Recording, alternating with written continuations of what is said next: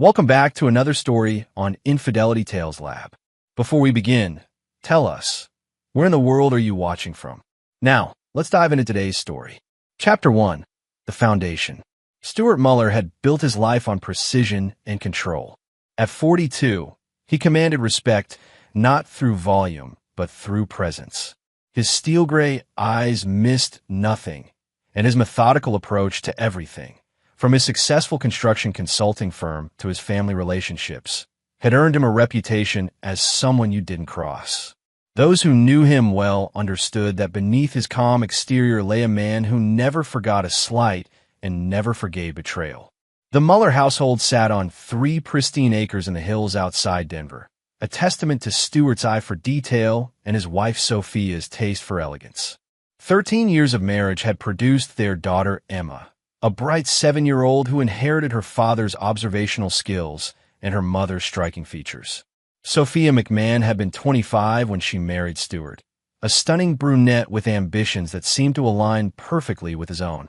She'd worked in marketing for a luxury hotel chain, bringing home stories of high-profile clients and glamorous events.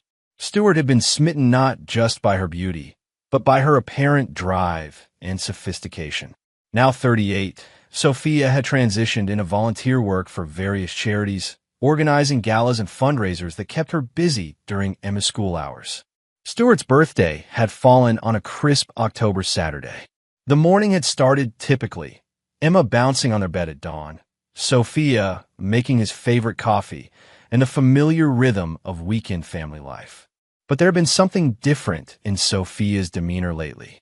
Small things, phone calls that ended abruptly when he entered the room, new clothes that appeared without explanation, and a certain distance in her eyes, even when she smiled. The gift box arrived via courier at precisely noon, wrapped in expensive black paper with a silver ribbon. Sophia had been in the shower when the doorbell rang, so Stuart had signed for it himself, noting the sender's address was from downtown Denver, an area where Sophia's charity work often took her. "Dad, don't open it," Emma had said immediately upon seeing the package. Her voice carried an urgency that made Stuart pause. "Why not, sweetheart?" he asked, crouching down to her level. "Can't you see it?" Emma's eyes were wide, fixed on the package with an intensity that seemed beyond her years.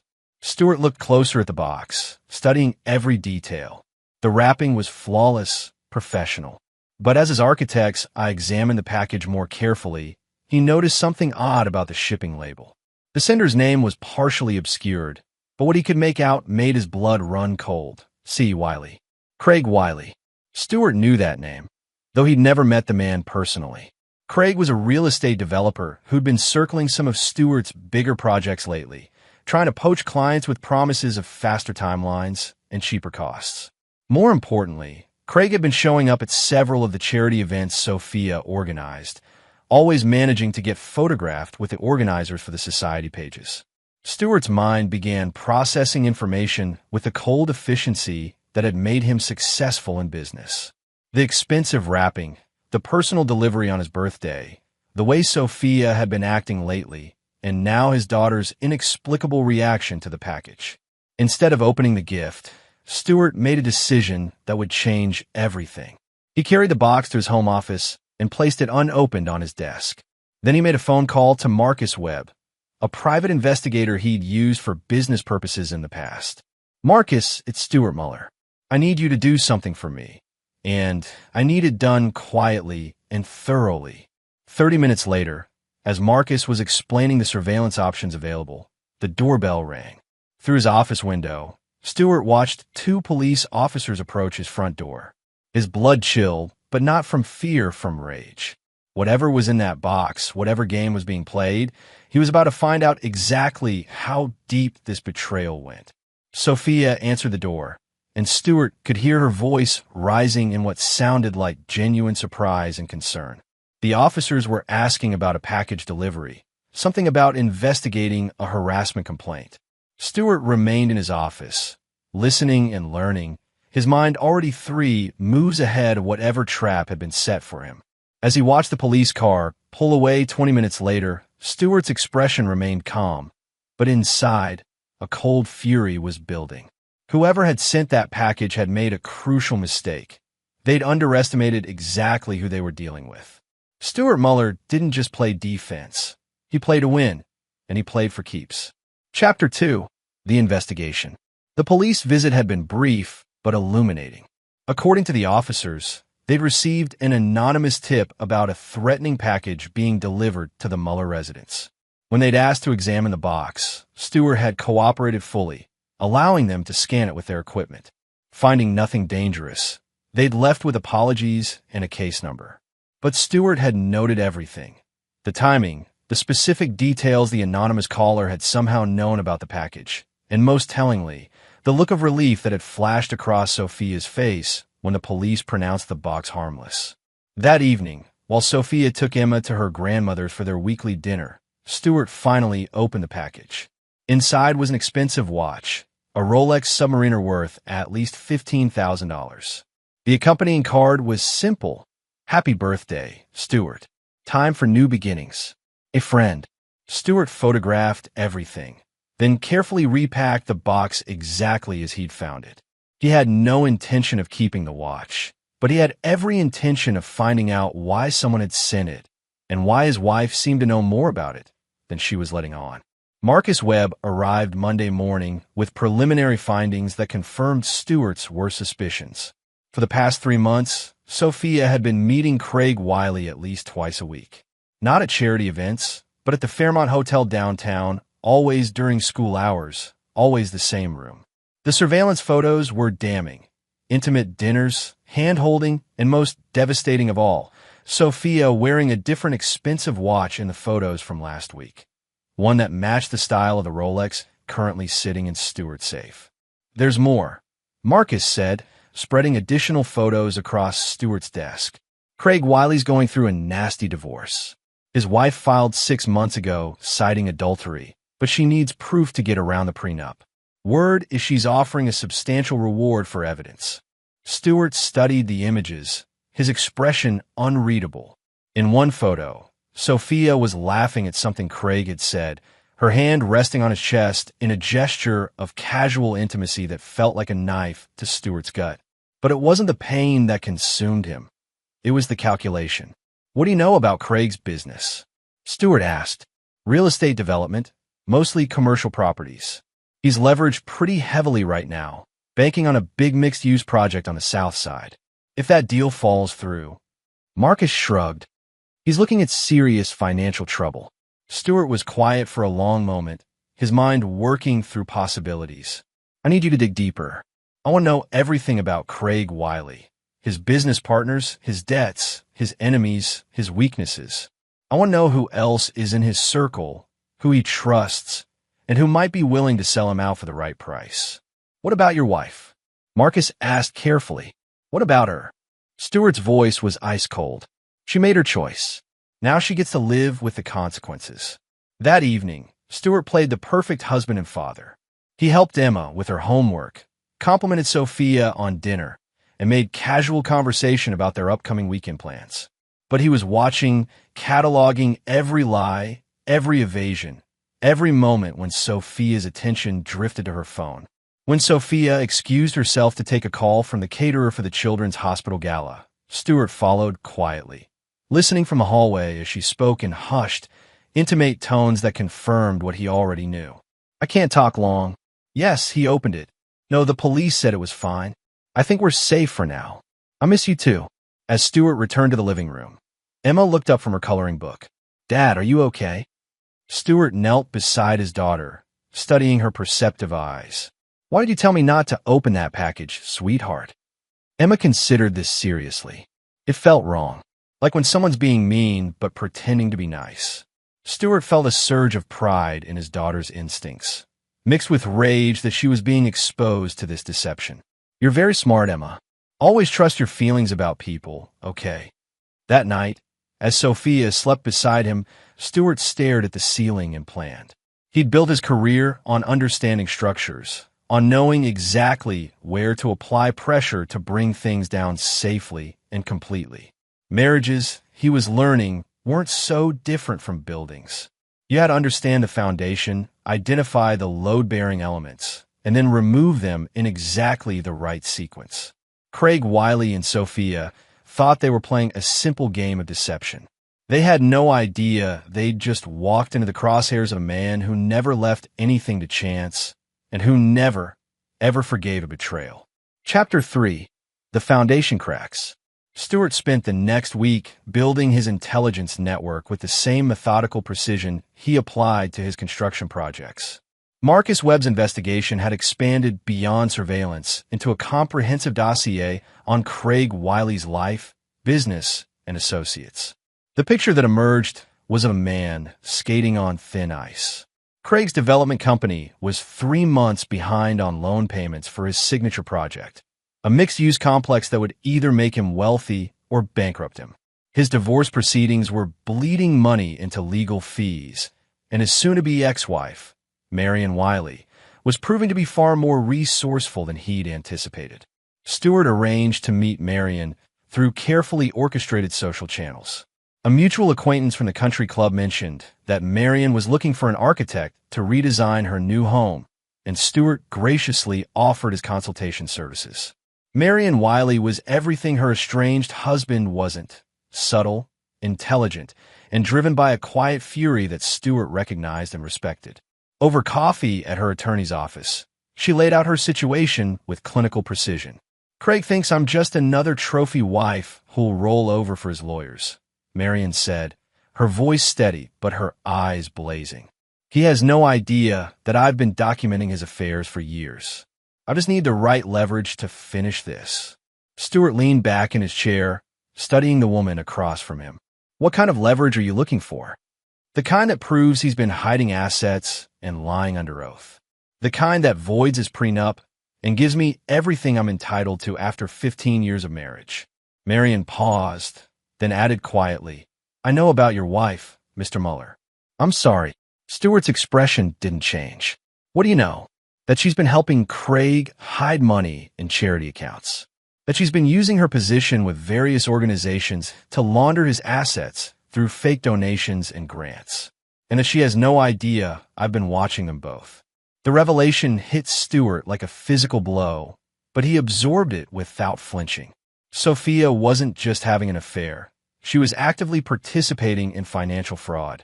The watch, the expensive gifts, the new clothes, all of it funded by money stolen from legitimate charities. "Can you prove it?" Stewart asked. Marion smiled for the first time since they'd met.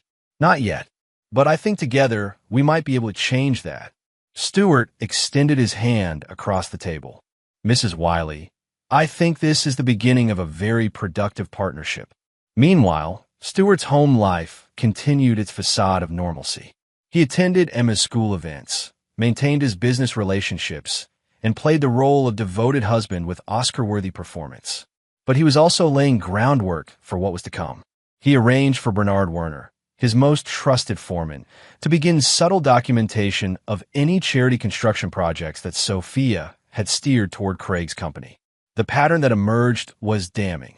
Over the past year, Sophia had influenced at least 6 nonprofit organizations to use Craig's services, often for inflated contracts that exceeded fair market value by substantial margins.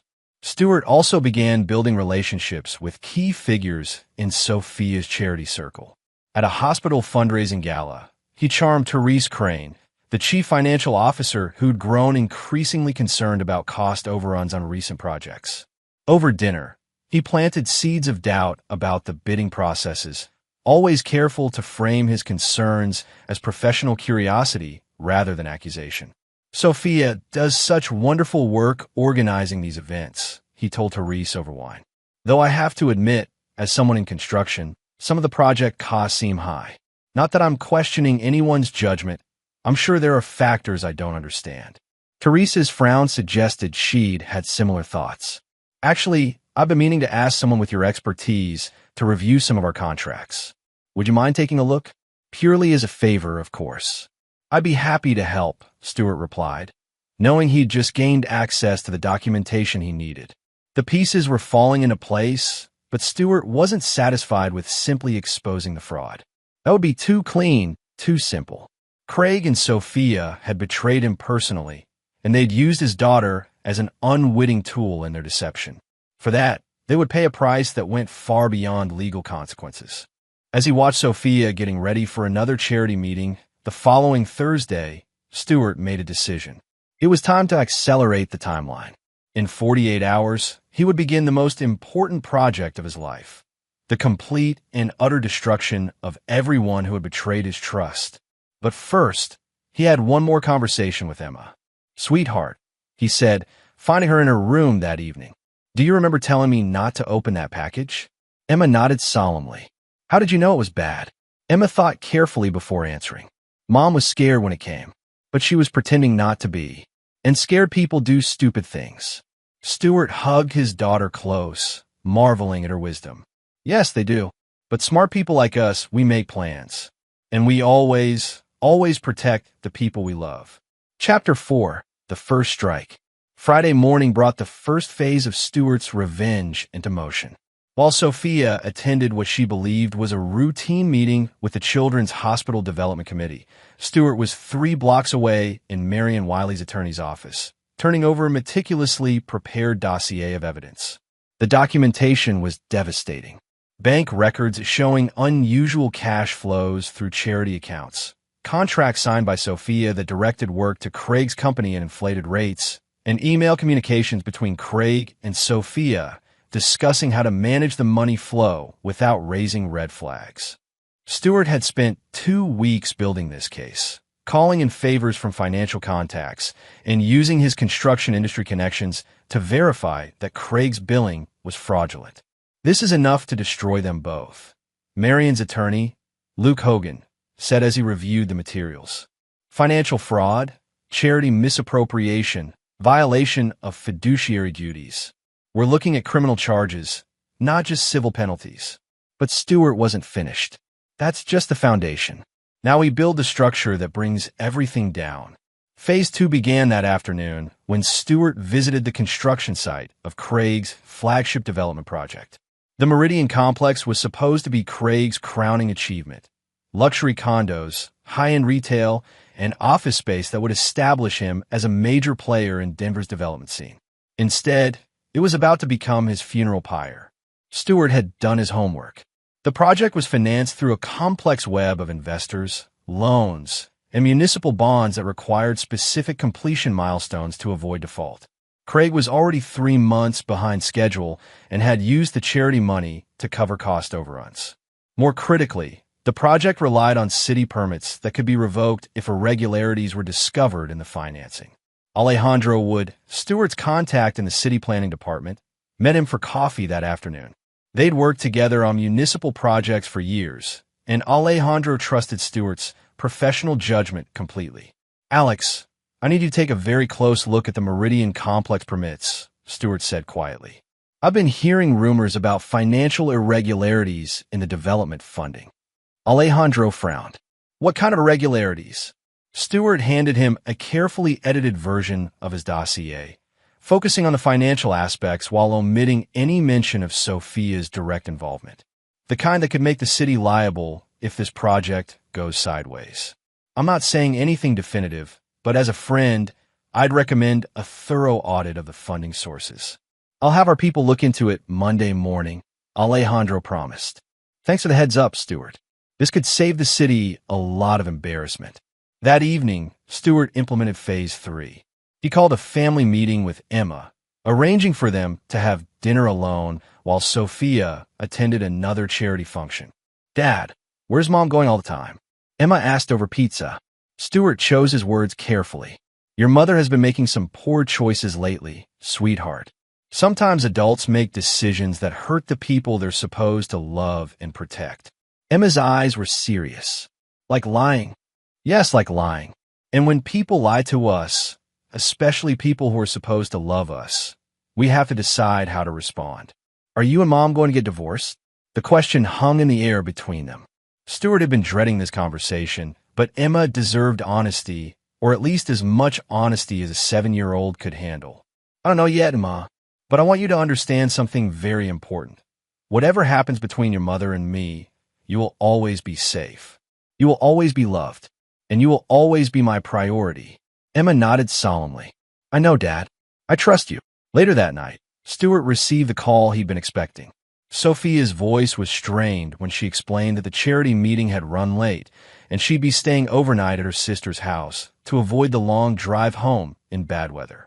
Stewart knew she was with Craig, probably celebrating what they thought was their continued success in hiding their affair and their theft. They had no idea that while they were playing house, their entire world was being systematically dismantled. Stewart spent the evening in his office, reviewing timelines and adjusting his strategy. Monday would bring the city audit that would freeze Craig's project. Tuesday would see the charity board meetings where Therese Crane would present routine financial reviews that would expose the fund misappropriation. Wednesday, Marion's divorce attorney would file amended papers with criminal fraud allegations. And Thursday would be when Stewart played his final card. He pulled out his phone and dialed Marcus Webb's number. Marcus, it's time for phase 4. I need you to arrange something for me, and it needs to look completely natural. What do you have in mind? Stewart's smile was cold as winter steel. I'm going to give Craig Wiley exactly what he thinks he wants, and it's going to destroy him. Chapter 5, The Tightening Noose. Monday morning arrived with the precision of a Swiss watch. Stewart was in his office reviewing construction reports when his phone rang. It was Alejandro Wood, and his voice carried the strain of a man who'd just discovered a municipal nightmare. Stewart, that tip you gave me about the Meridian Complex. Jesus Christ, what did you uncover? I take it the audit found something. Stewart kept his voice neutral, professional. Found something? Stewart, this is a disaster. The funding structure is completely fraudulent. Half the charity money they claimed as donations never went through proper channels, and the other half came from organizations that are now saying they never authorized the expenditures. Stewart felt a surge of satisfaction. What's the city's next move? Emergency permit suspension, effective immediately. We're shutting down the entire project until this gets sorted out. And between you and me, I don't think it's getting sorted out. The FBI is going to be involved before the week is over. By noon, local news vans were already gathering at the Meridian Complex construction site.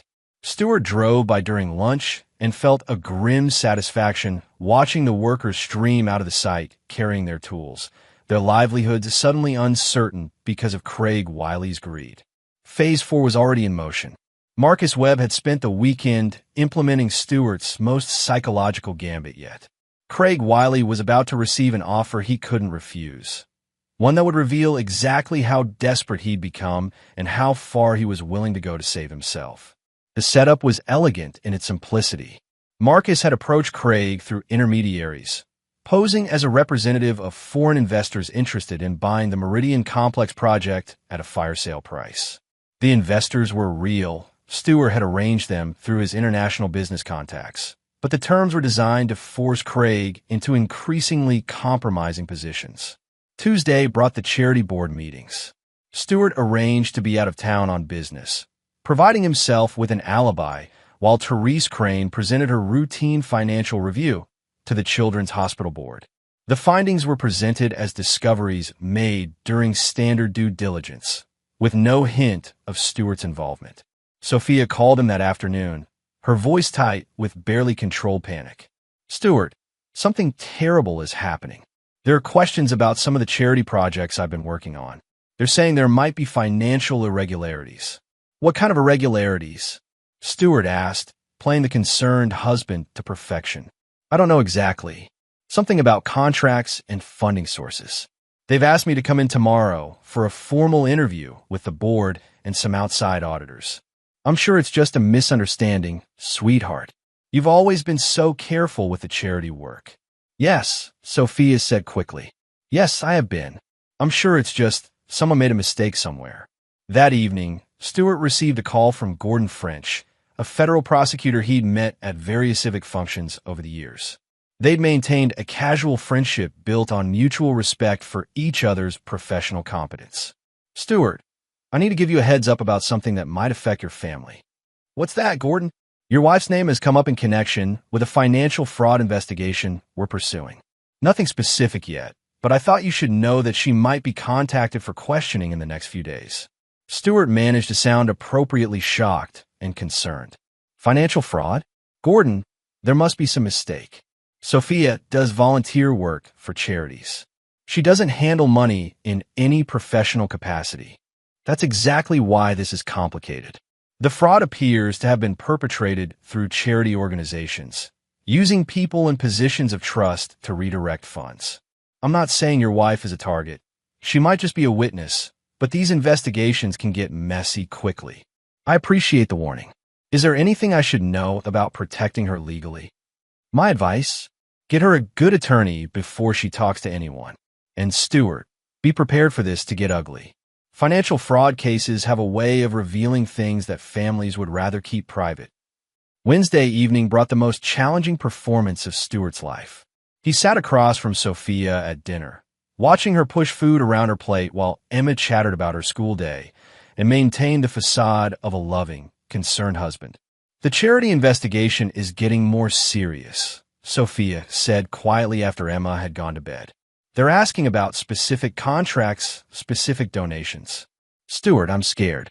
For a moment, looking at his wife's pale, frightened face, Stuart almost felt something resembling pity. Almost. Then he remembered the intimate photos Marcus had shown him, the lies she'd told, the way she'd used their daughter as a cover for her deception. What exactly are they asking about? He said gently. Projects that Craig's company worked on.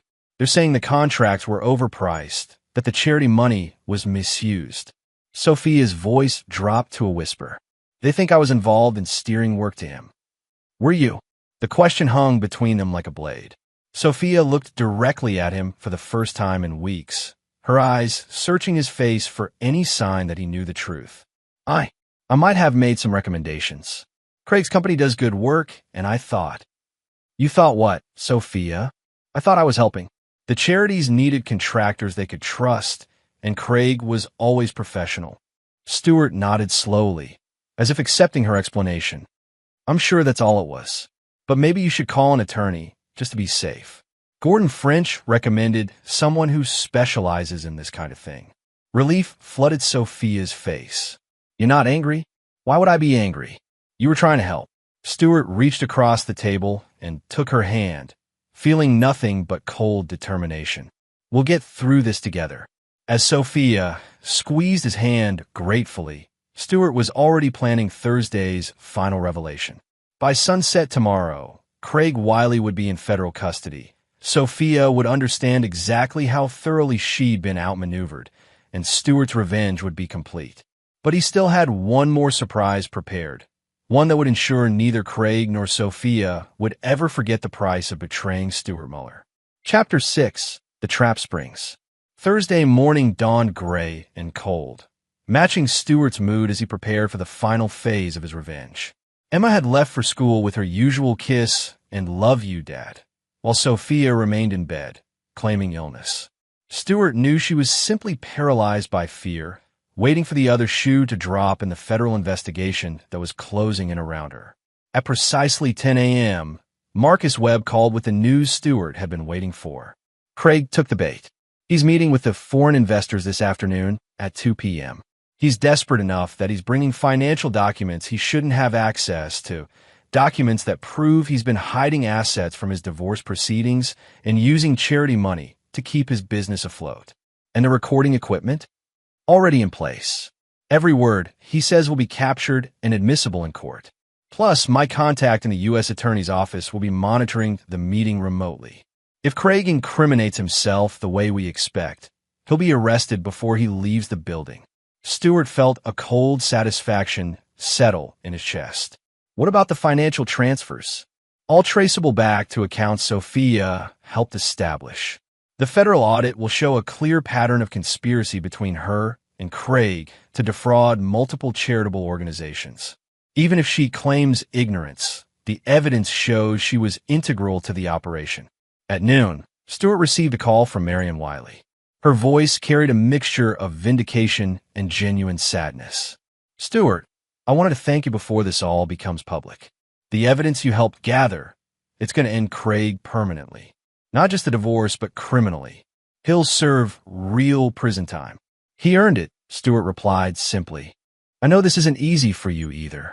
Whatever happens with your wife, I hope you know you did the right thing.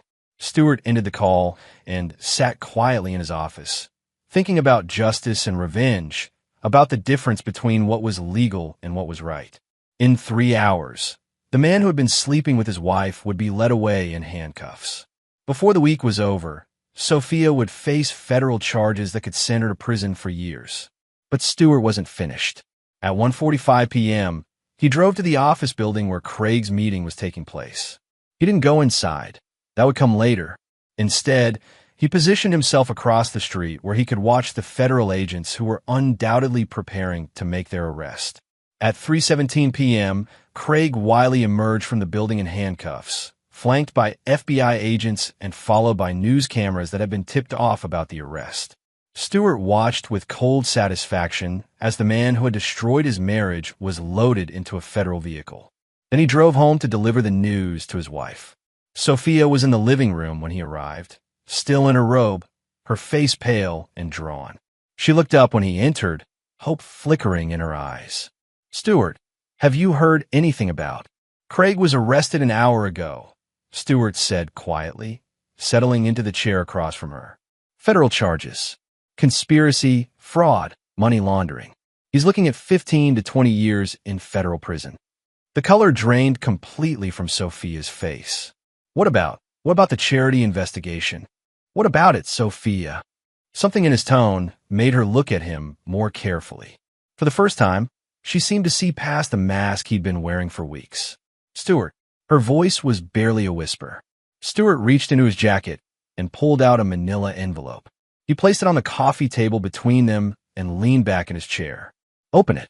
With trembling hands, Sophia opened the envelope and began pulling out photographs. The surveillance photos Marcus had taken over the past months. Sophia and Craig holding hands at restaurants, entering the hotel together, embracing in parking lots. But these weren't the most damaging items in the envelope. Those were the financial documents that showed every fraudulent transaction, every misappropriated charity dollar, every lie she'd told to cover their crimes. And at the bottom of the pile, a detailed timeline showing exactly when Stewart had discovered each piece of evidence. "You knew," Sophia whispered, staring at the papers scattered across the table. "You've known for weeks." "I've known for weeks," Stewart confirmed. "The question is, what are you going to do about it?" Sophia's eyes darted toward her phone, toward the door, toward anywhere but Stewart's implacable gaze. "I can explain." "No." Stewart's voice cut through her protest like a blade. "You can't explain. You can't justify. You can't negotiate. You made your choices, Sophia. You chose to betray your family. You chose to steal from charities. You chose to help a man commit felonies. Those choices have consequences. What do you want?" The question came out as a sob. Stewart stood up and walked to the window, looking out at the life he'd built, the home he'd provided, the security he'd created for his family, all of it poisoned by the woman behind him. "I want you to understand something very clearly," he said without turning around. "In approximately 2 hours, federal agents will arrive here with a warrant for your arrest. You will be charged as Craig's co-conspirator in a multi-million-dollar fraud scheme. You will be convicted. The evidence is overwhelming. And you will serve significant prison time." Sophia was crying now, harsh sobs that shook her entire body. "Please, Stewart. Please. I'll do anything. I'll end it with Craig. I'll pay back the money. You'll do nothing." Stewart turned to face her, his expression as cold as Arctic steel. "Because you have nothing left to bargain with. Your boyfriend is already in federal custody.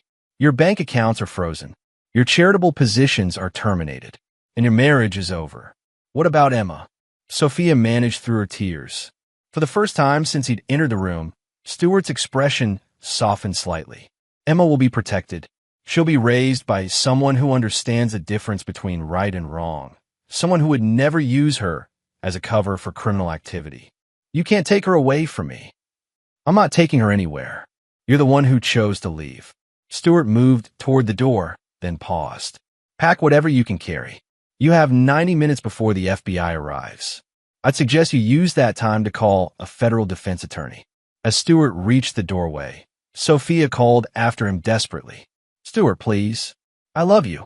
It was a mistake, a terrible mistake, but I love you." Stewart paused at the threshold and looked back at the woman who had been his wife for 13 years. When he spoke, his voice carried finality that felt like a judge pronouncing sentence. No, Sophia, you love yourself. You love money. You love excitement. But you've never loved me. If you had, you never could have done what you've done. He straightened his tie and checked his watch. 87 minutes. I'd start packing.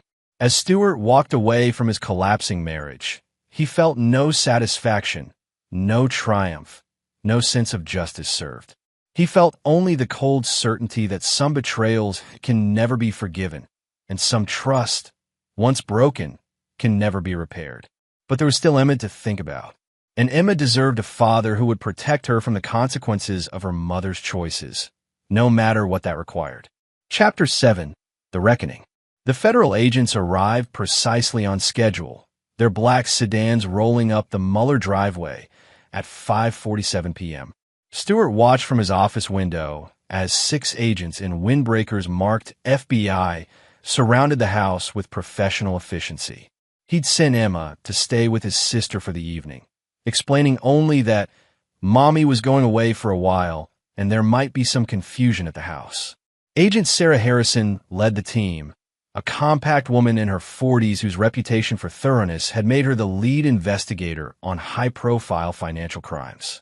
Stewart had researched her background extensively. She'd built her career on cases exactly like this one, and her conviction rate was over 90%. Stewart opened the front door before they could ring the bell. Agent Harrison, I'm Stewart Muller. I've been expecting you. Mr. Muller, we have a warrant for the arrest of Sophia McMahon Muller. Is she on the premises? She's upstairs packing. She's been waiting for you. Agent Harrison studied Stewart's face carefully. In her experience, spouses of fraud suspects usually fell into predictable categories: shock denial, angry enablement, or protective defiance. Stewart Muller fit none of these patterns.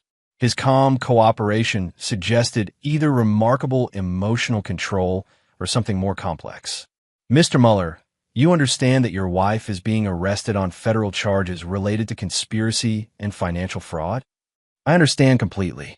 I'm the one who provided most of the evidence for your investigation. The admission hung in the air like smoke from gunshot. Agent Harrison had reviewed the case file extensively, but the source of the initial evidence had been carefully obscured through intermediaries and anonymous tips. Perhaps we should speak privately after we've processed Mrs. Muller, she suggested. Sophia appeared at the top of the stairs carrying a single suitcase, her face composed but her hands shaking. She'd changed into a conservative blue dress and had attempted to cover the signs of her earlier breakdown with makeup. The effort was admirable, but ultimately futile. She looked exactly like what she was, a woman about to lose everything. Sophia McMahon Muller, you're under arrest for conspiracy to commit wire fraud, money laundering, and violation of federal banking laws. Agent Harrison's voice was professional but not unkind as she read the Miranda rights. Stewart watched as his wife was handcuffed and led toward the waiting cars. At the last moment, Sophia turned back toward him, her eyes pleading for some sign of the man who had once loved her. Stewart, she called out desperately, please don't let them destroy me completely. For Emma's sake, please. You destroyed yourself, Stewart replied quietly. I just made sure there were consequences. After the federal caravan departed, Stewart found himself alone in the house he'd shared with Sophia for 13 years. The silence was profound, broken only by the grandfather clock in the hallway marking the passage of time that would never be recovered. Agent Harrison returned 2 hours later, this time without her team.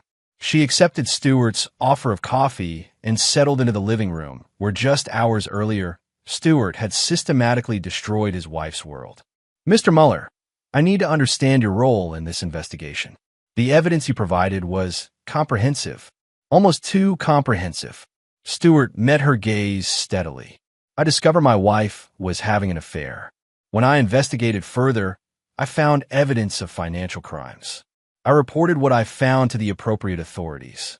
Through multiple intermediaries, using carefully planned revelations designed to maximize criminal exposure while minimizing your own legal involvement.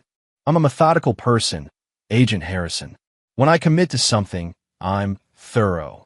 Agent Harrison leaned back at her chair, studying the man across from her.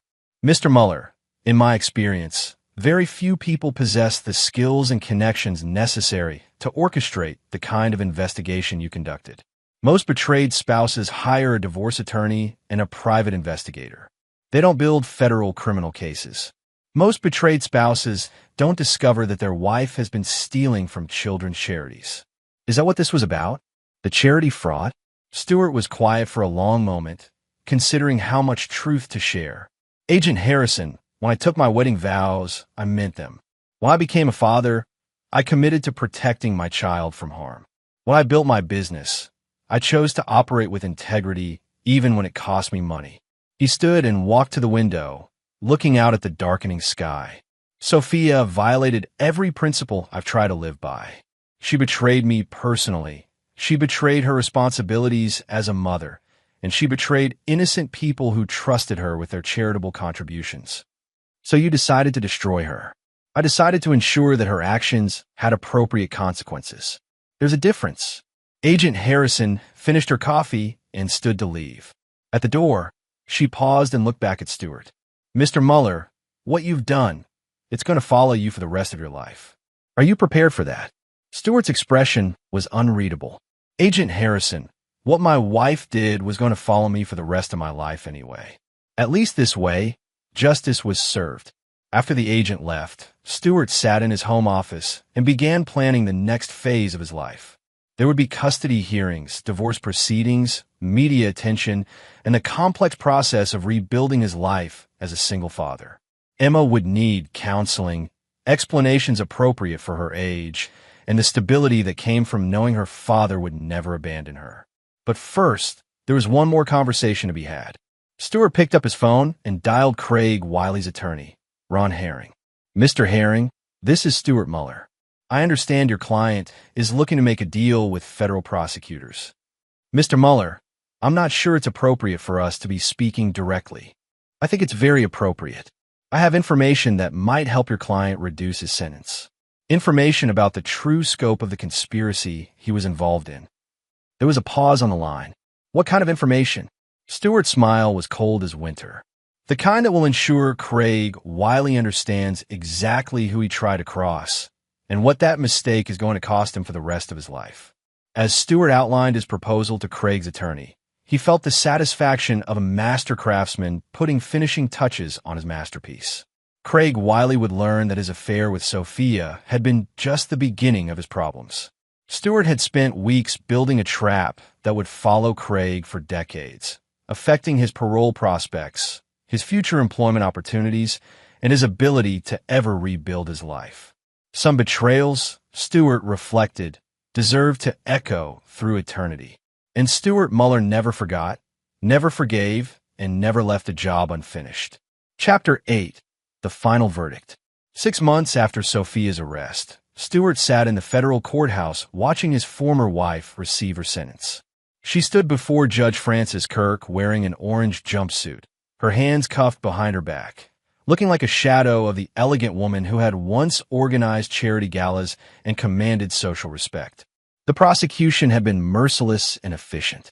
Assistant U.S. Attorney Monica Marsh had laid out a case that painted Sophia not as a naive accomplice, but as an integral architect of a sophisticated fraud scheme that had stolen over $3 million from various charitable organizations. The evidence Stewart had provided formed the backbone of the prosecution's case.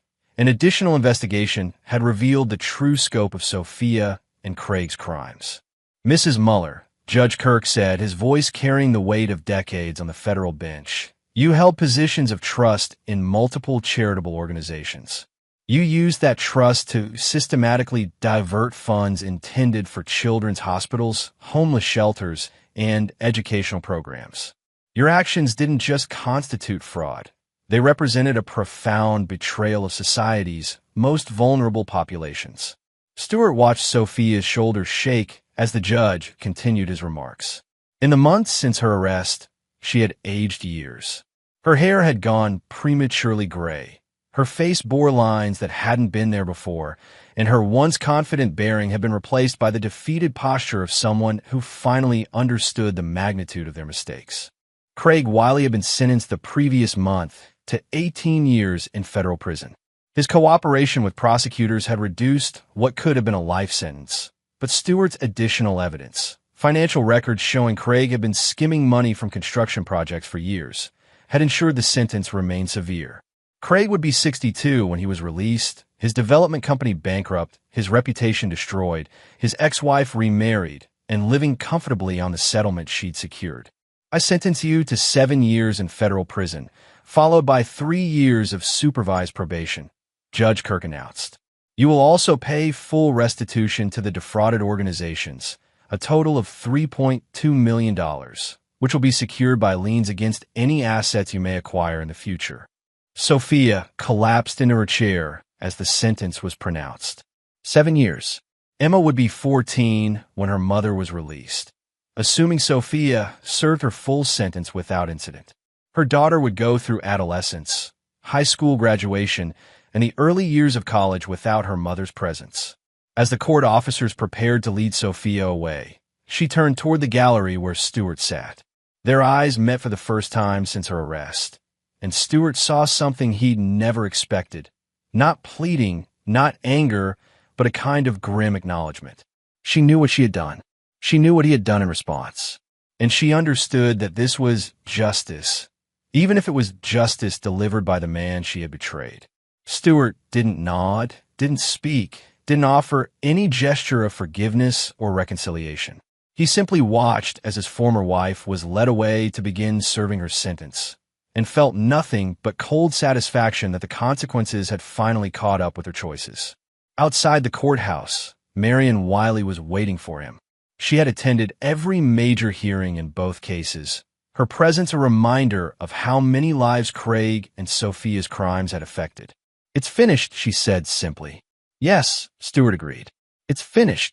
They stood together in companionable silence, two people who had survived betrayal and ensured their betrayers faced appropriate consequences.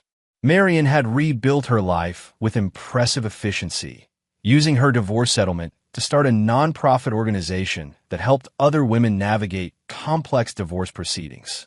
She'd also begun dating a retired federal judge, a relationship built on mutual respect rather than passion, but one that seemed to bring her genuine contentment. "Have you thought about what comes next?" Marion asked. Stewart considered the question carefully. "Emma comes next. Making sure she grows up understanding that actions have consequences, that trust is earned and not given, and that sometimes the people we love most are capable of hurting us most deeply. That's a heavy lesson for a child. It's a necessary lesson. I won't let her grow up naive about human nature."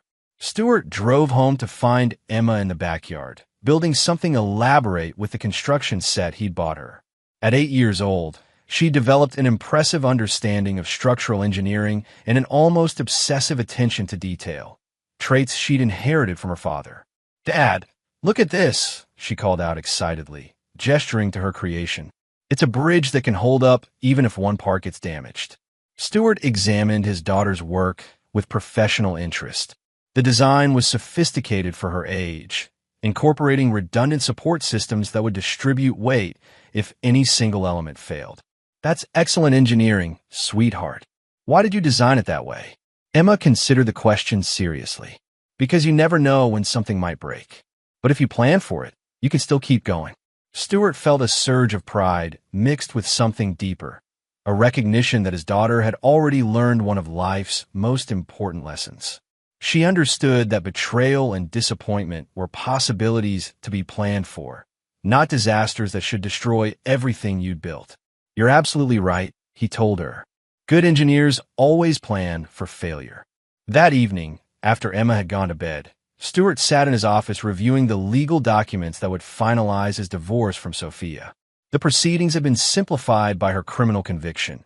There were no custody disputes to resolve, no property divisions to negotiate, no alimony payments to calculate. Sophia had forfeited any claim to Emma or to the assets she'd helped build through her criminal behavior. Stuart signed the papers with the same methodical precision he brought to everything else in his life. 13 years of marriage dissolved with the stroke of a pen, reduced to legal language that captured none of the complexity of love, betrayal, and justice that had brought them to this point. But as he sealed the envelope containing the signed documents, Stuart allowed himself a moment of genuine emotion. Not grief for his failed marriage, that had died the moment he'd seen the surveillance photos. Not regret for his actions. Sophia and Craig had earned every consequence they'd received. Instead, he felt something rarer and more valuable. The satisfaction of a job completed with absolute precision. Stuart Muller had built his life on the principle that structures must be sound, that shortcuts led to collapse, and that every element must be tested to ensure it could bear the weight placed upon it. His marriage had failed those tests catastrophically, but his response had demonstrated that some foundations were indeed built to last. As he turned off the lights in his office, Stuart thought about the future he would build with Emma, a future based on honesty, integrity, and the unshakable understanding that some lines should never be crossed, and that crossing them carried consequences that echoed through generations. He taught his daughter to build bridges that could survive even when parts failed. Now he would teach her to build a life that could withstand any betrayal, any disappointment, any test that the world might devise. Because Stuart Muller never forgot, never forgave, and never failed to finish what he started. Chapter 9. The Foundation Holds. 2 years after Sophia's sentencing, Stuart stood in his kitchen making breakfast for Emma, now 10 years old, and showing every sign of inheriting her father's analytical mind and uncompromising moral code. The morning routine had become sacred to both of them, a time when they discussed everything from Emma's school projects to larger questions about life, justice, and the importance of making good choices. "Dad," Emma said over her cereal, "Mrs. Peterson asked us to write about someone we admire for our essay assignment. Can I write about you?" Stuart paused in his coffee preparation, touched by his daughter's words, but careful not to show too much emotion. "That's very flattering, sweetheart. But what would you write about?" Emma considered this with characteristic seriousness. "I'd write about how you always do the right thing, even when it's hard, and how you protected me when someone was trying to hurt our family." In the 2 years since Sophia's conviction, Stuart had been careful about how he discussed her mother's crimes with Emma. Age-appropriate explanations, counseling sessions with a child psychologist, and gradual revelation of facts as Emma became old enough to understand them. The result was a child who understood that her mother had made terrible choices, but who also felt secure in her father's unwavering protection and love. "What if I told you about someone else you could admire?" Stuart suggested. "Someone who overcame even bigger challenges?" But Emma shook her head. "I know other people do brave things too, Dad.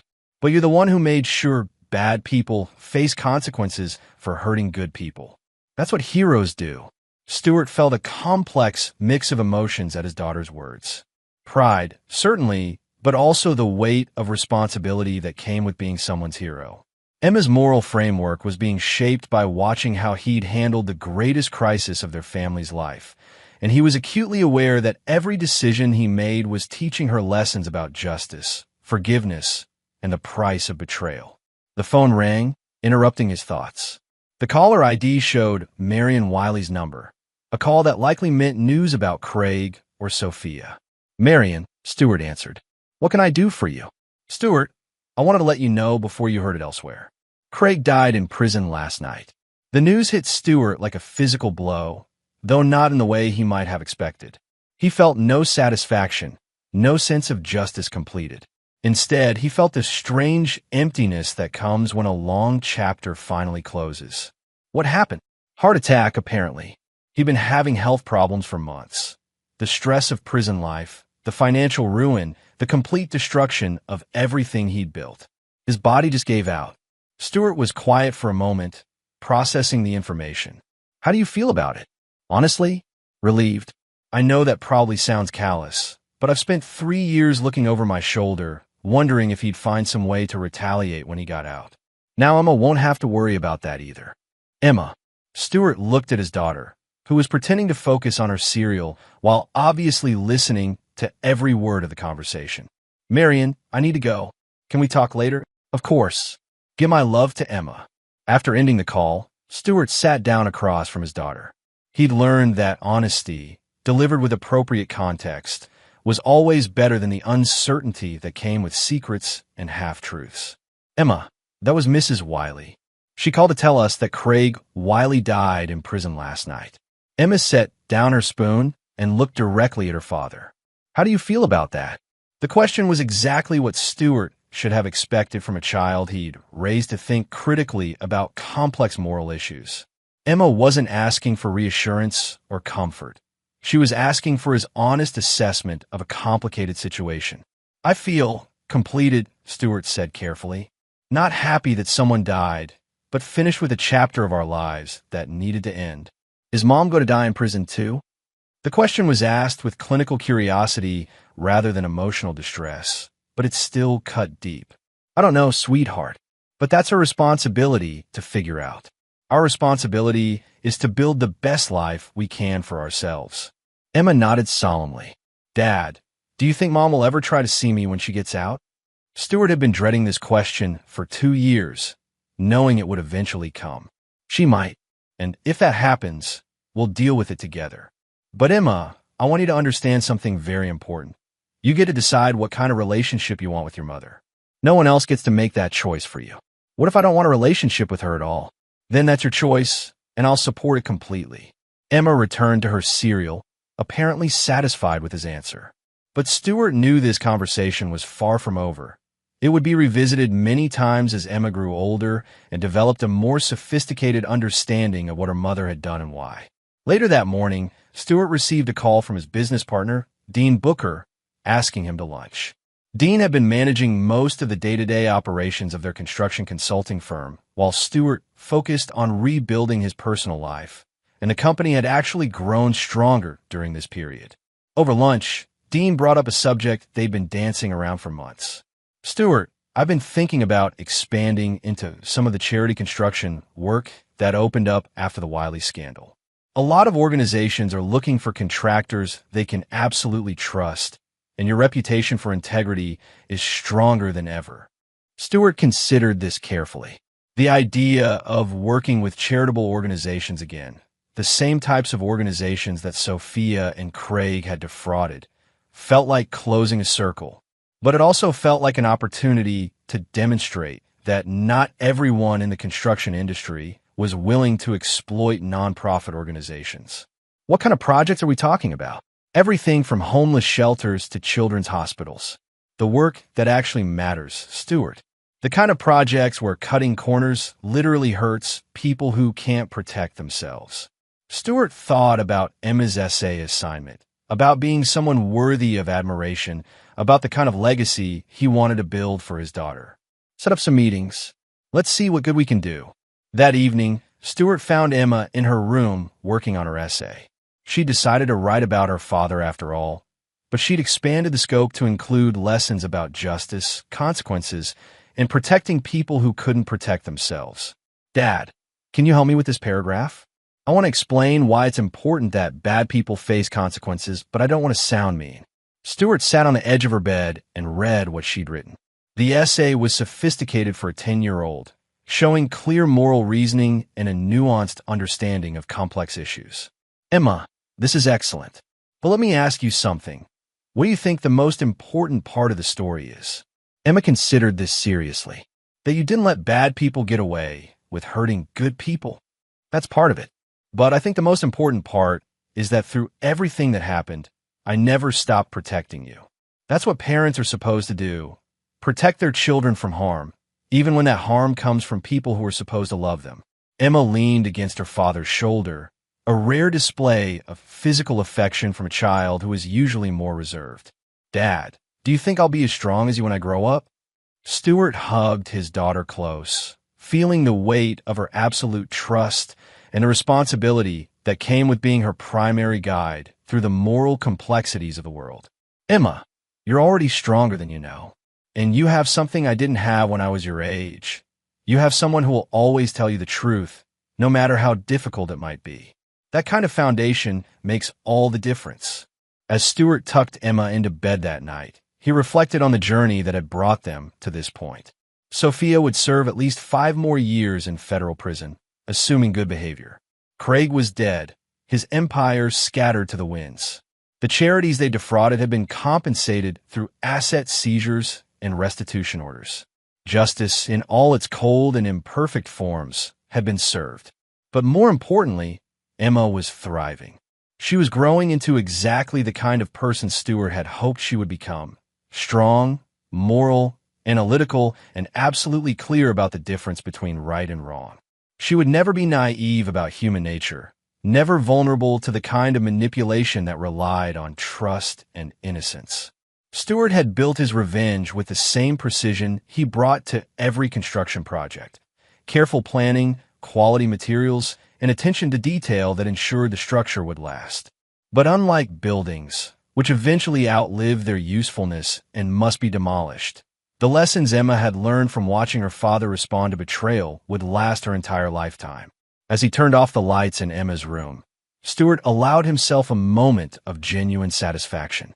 He'd kept his promise to protect his daughter from the consequences of her mother's choices. He'd ensured that justice was served to those who had betrayed his trust, and he'd built a foundation for Emma's future that would never crack under pressure. Stewart Muller never forgot, never forgave, and never failed to finish what he started.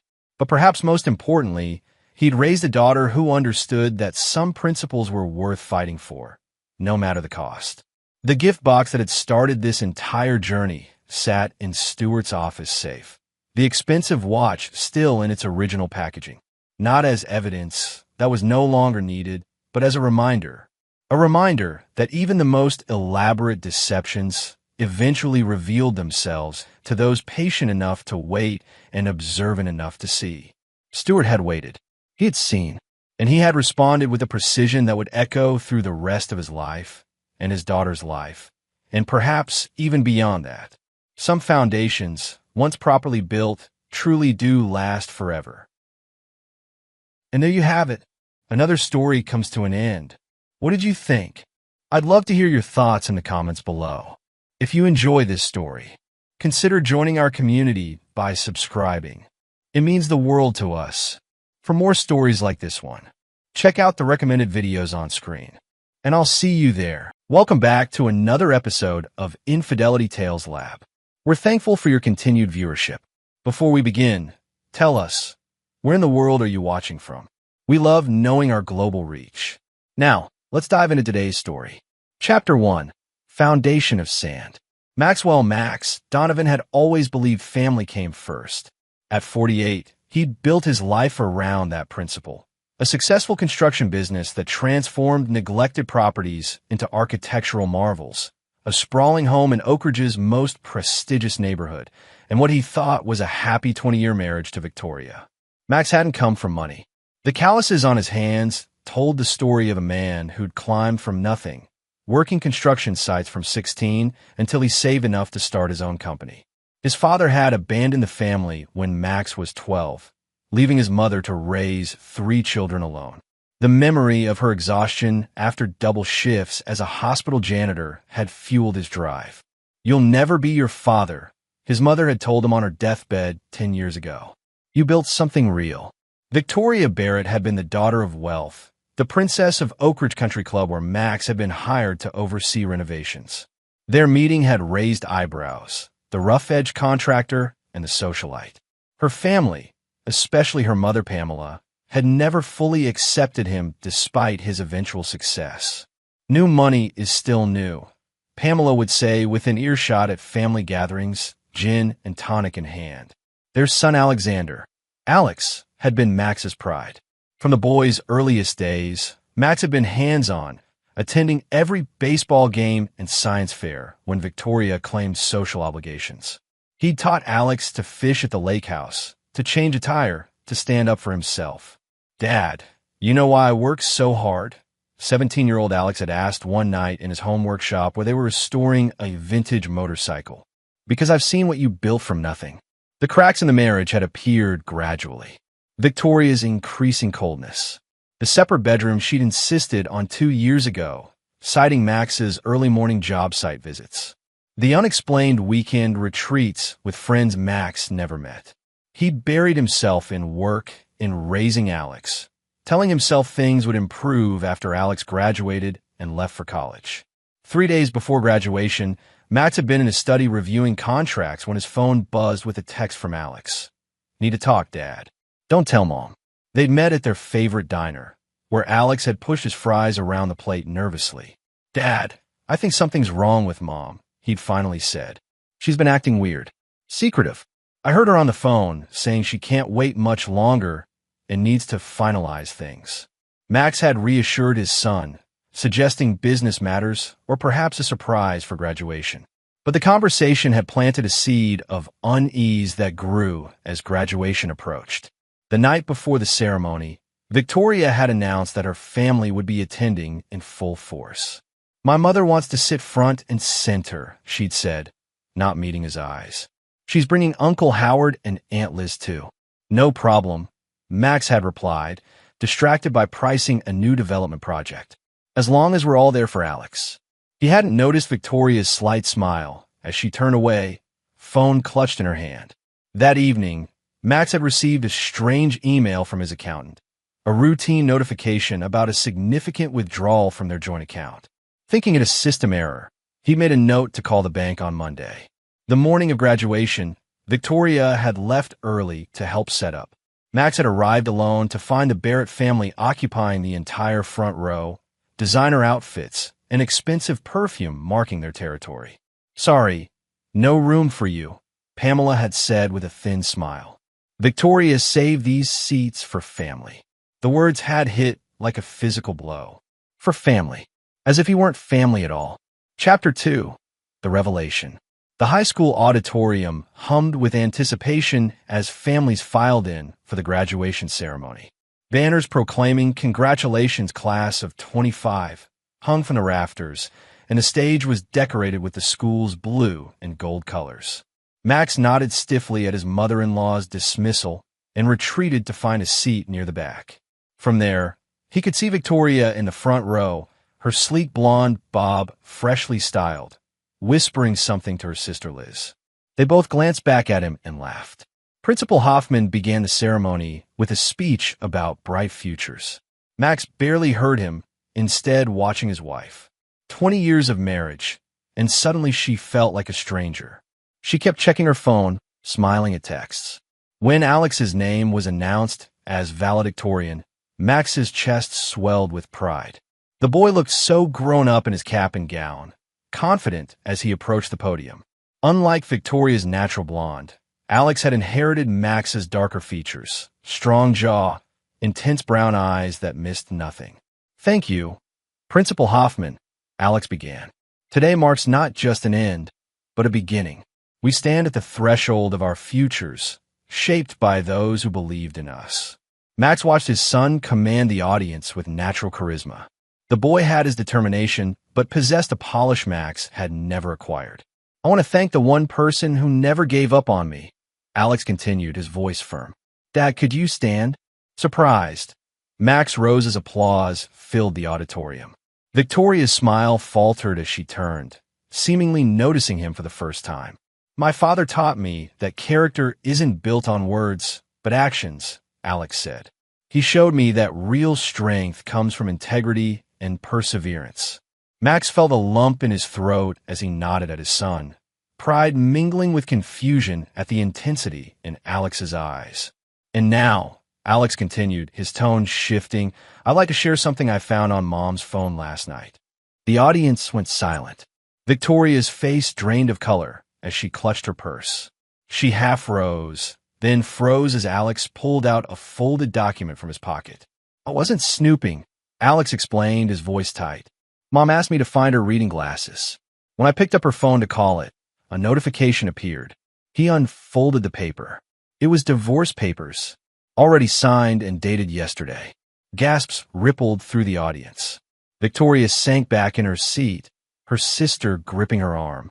"But that wasn't all," Alex continued, his voice growing harder. "There were messages to someone saved as TR about plans for after graduation, about how they'd finally be free." Max stood frozen, the pieces clicking together with sickening clarity. And then Alex said, "I found this." He tapped his phone, and suddenly the auditorium speakers blared with Victoria's recorded voice. "Once the divorce is filed, Max won't know what hit him. Tom's lawyer says we can get at least half the business since Max can't prove I wasn't instrumental in its success. The prenup is useless." "Alex!" Victoria screamed, lunging toward the stage. "Stop this right now." But Alex wasn't finished. He pressed another button, and a photo appeared on the graduation slideshow screen behind him. Victoria, wrapped in the arms of a man Max recognized immediately. Thomas Reed, his former business partner who'd left the company 3 years ago. "The truth deserves to be heard," Alex said, his voice breaking. "Dad deserves to know before he's blindsided." Principal Hoffman hurried to the stage, attempting to regain control of the ceremony as murmurs erupted throughout the auditorium. Victoria's family closed ranks around her, Pamela shooting daggers at Max, as if he were somehow responsible for the scene. Max stood immobile, watching as his life imploded in public. 20 years. 20 years of marriage, ending not in a private conversation, but in a public execution. His eyes locked with Victoria's across the distance. For a moment, he saw not defiance, but fear in her expression. Good. Chapter 3. Scorched Earth. The hours following the graduation ceremony passed in a blur for Max. He remembered Principal Hoffman cutting the ceremony short, remembered the pitying glances from other parents, remembered Victoria being hustled away by her family without so much as a backward glance. Alex had found him in the parking lot, still in his graduation gown. "I'm sorry, Dad," he'd said, voice raw. "I couldn't let her blindside you. They were planning to serve you papers tonight at what was supposed to be my graduation dinner." Max had embraced his son tightly. "You have nothing to apologize for." Now, 3 hours later, Max sat in his home office, a glass of whiskey untouched beside him as he methodically reviewed financial records. The house was silent. Victoria hadn't returned, and Alex had gone to stay with his best friend Carson's family for the night, giving Max space. The betrayal cut deep, but something colder was taking hold in Max's chest. Something calculating. His phone rang. Gregory Winters, his attorney and poker buddy of 15 years. "Max, I heard what happened," Greg said without preamble. "Victoria's lawyer already called me. Thomas Reed's involved." "Tom," Max said flatly. "My former partner, and apparently my wife's current one. They're moving fast," Greg continued. "Filing first thing Monday morning. They're going after the company," Max claiming she was an instrumental silent partner all these years. Max laughed, a sound devoid of humor. "She's never set foot in my office except for the Christmas party. There's more. They've been planning this for months. Victoria's transferred nearly $300,000 from your joint accounts gradually over the past year. And Reed's firm just won the Westridge development bid, the one you were counting on." Max's eyes narrowed. The Westridge project, a $40 million downtown revitalization his company had been pursuing for months. The pieces were falling into place. Tom had inside information from Victoria, had used it to undercut Max's bid. "What do they expect me to do? Roll over?" "Apparently," Greg said, "the amount they're demanding in the settlement is substantial. They seem to think you'll want to avoid a messy public court battle. After today's graduation ceremony, that ship has sailed," Max replied. "Greg, I need you to secure everything. Business accounts, personal accounts, property deeds. Lock it all down tonight." "Already on it," Greg assured him. "But Max, Victoria's family has connections throughout this town. Judge Barrett, her uncle, I know." Max's voice was steel. "They think they've won already. What are you going to do?" Max looked at the photographs on his desk, his parents in front of their modest home, himself breaking ground on his first development, Alex's fishing trophy. Conspicuously absent, any photo of Victoria. "I'm going to burn their world to the ground," Max said quietly. "But first, I need information. All of it. How long? What they've taken? Who else is involved?" "Max, I built everything I have from nothing, Greg. I can do it again if I have to. But they don't get to take what's mine without consequences." After hanging up, Max opened his laptop and began making a list. Names, dates, possible allies, definite enemies. The Barrett family had always considered him an outsider, unworthy of their precious daughter despite his success. They tolerated him as Victoria's unfortunate choice. Now, they would learn what happened when you cornered a man with nothing left to lose. His phone buzzed with a text from an unknown number. "I have information you need. About Victoria, Tom, and the others. Meet tomorrow, 1 p.m., Riverside Park. Come alone. Natalie Reeves." Max stared at the name. Natalie Reeves, Tom Reed's executive assistant. The woman who had access to all of Tom's files, calendar, communications. For the first time since the ceremony, Max smiled. Chapter 4. Gathering Intelligence. Riverside Park bustled with Sunday afternoon visitors. Families picnicking, joggers navigating the paths, elderly couples feeding ducks by the water. Max spotted Natalie Reeves on a bench near the boathouse, her red hair unmistakable even from a distance. "I wasn't sure you'd come," she said as he sat beside her. No handshake, no greeting. "Information is valuable," Max replied, studying her. 30-something, sharp eyes, professional demeanor even in casual clothes. "Why are you reaching out?" Natalie glanced around before answering. "Let's just say loyalty should be rewarded, not betrayed." She handed him a flash drive. Emails, text backups, calendar entries, financial transactions. 2 years' worth. "Tom's not as careful as he thinks, and I've had access to everything." "Why help me?" Max asked bluntly. Natalie's expression hardened. "I joined redevelopment when Tom started it after leaving your company. He promised me equity, a partnership track. Last month, I discovered he's been paying me 30% less than my male counterparts. When I confronted him, he laughed and said I should be grateful for the opportunity." Max nodded slowly. "And Victoria? She's been coming to the office for at least 3 years. After hours, weekends." Natalie's lips thinned.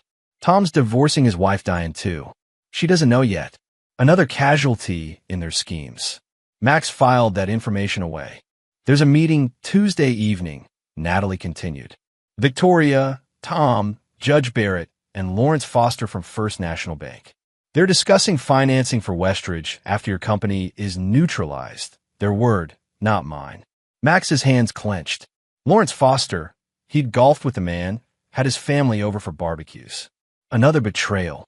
The drive contains everything, including their contingency plans if you fight back, which they expect you will. "They've thought of everything," Max murmured. "Not everything," Natalie corrected. "They don't know about me." After Natalie left, Max remained on the bench, turning the flash drive over in his hands. The perfect spring day continued around him. Children laughing, couples holding hands, oblivious to the storm brewing inside him. His phone rang. "Alex, Dad, you okay? I can come home." "I'm fine, son. Stay with Carson tonight, as planned." "Have you heard from Mom?" "No," Max said truthfully. "But I expect we'll be having a conversation soon." "Dad, there's something else you should know," Alex said hesitantly. "Last night, before I found those messages, I overheard Mom on the phone with Grandma Barrett. She said something about making sure you never see a dime of the trust." "What trust?" Max asked sharply. "I don't know, but they mentioned Grandfather Barrett's estate." Max thanked his son and hung up, mind racing. Victoria's father, Harold Barrett, had died 3 years ago. The man had never warmed to Max, but they'd maintained a cordial relationship. What trust was Victoria referring to? On his way home, Max drove past Redevelopment's office building. A light was on in the top-floor corner office. Tom's office. Max slowed, noting the silver Audi in the otherwise empty parking lot, Victoria's car. Sunday afternoon work session. His stomach churned with disgust. At home, Max inserted Natalie's flash drive into his computer and began reading. The scope of the betrayal was breathtaking. Victoria and Tom's affair had begun 4 years ago, not long after Tom had left the company. They'd been planning this coup for at least 2 years, undermining Max's business relationships, siphoning information about bids and projects, methodically preparing to dismantle everything he'd built. But the most shocking revelation came in an email from Judge Barrett to Victoria from 6 months ago. The trust stipulation is clear. If Max contests the divorce or threatens the family reputation, we can invoke Clause 14b. Harold may have included him as a beneficiary, but the moral turpitude clause gives us leverage. Once the divorce is filed, the family trust allocation reverts to you entirely. Max leaned back, stunned. Harold Barrett had included him in the family trust?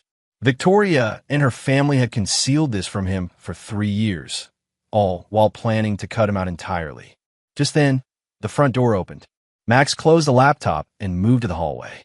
Victoria stood in the entryway, eyes red but chin defiantly raised. "I'm here to collect some things," she announced, as if entering a stranger's home. "By all means," Max replied coldly. "Though I'm curious which things you consider yours, considering you're trying to take everything." Victoria flinched. "You have no idea what you're talking about. And Alex had no right to tell me I was about to be ambushed, to warn his father about a conspiracy." Max stepped closer. "How long, Victoria? How long have you and Tom been planning this?" "This isn't about Tom," she snapped. "The Westridge Project. My clients. The Barrett Trust Fund I never knew about. All coincidences." Victoria's composure cracked. "You were never supposed to be included in Daddy's trust." It was his senility talking. "That money belongs to our family." "And what am I?" Max asked quietly. "An outsider who got lucky," she hissed. "My mother was right about you all along. Crude. Unrefined. You never belonged in our world." Max nodded slowly. "Then I'll build my own." "But Victoria?"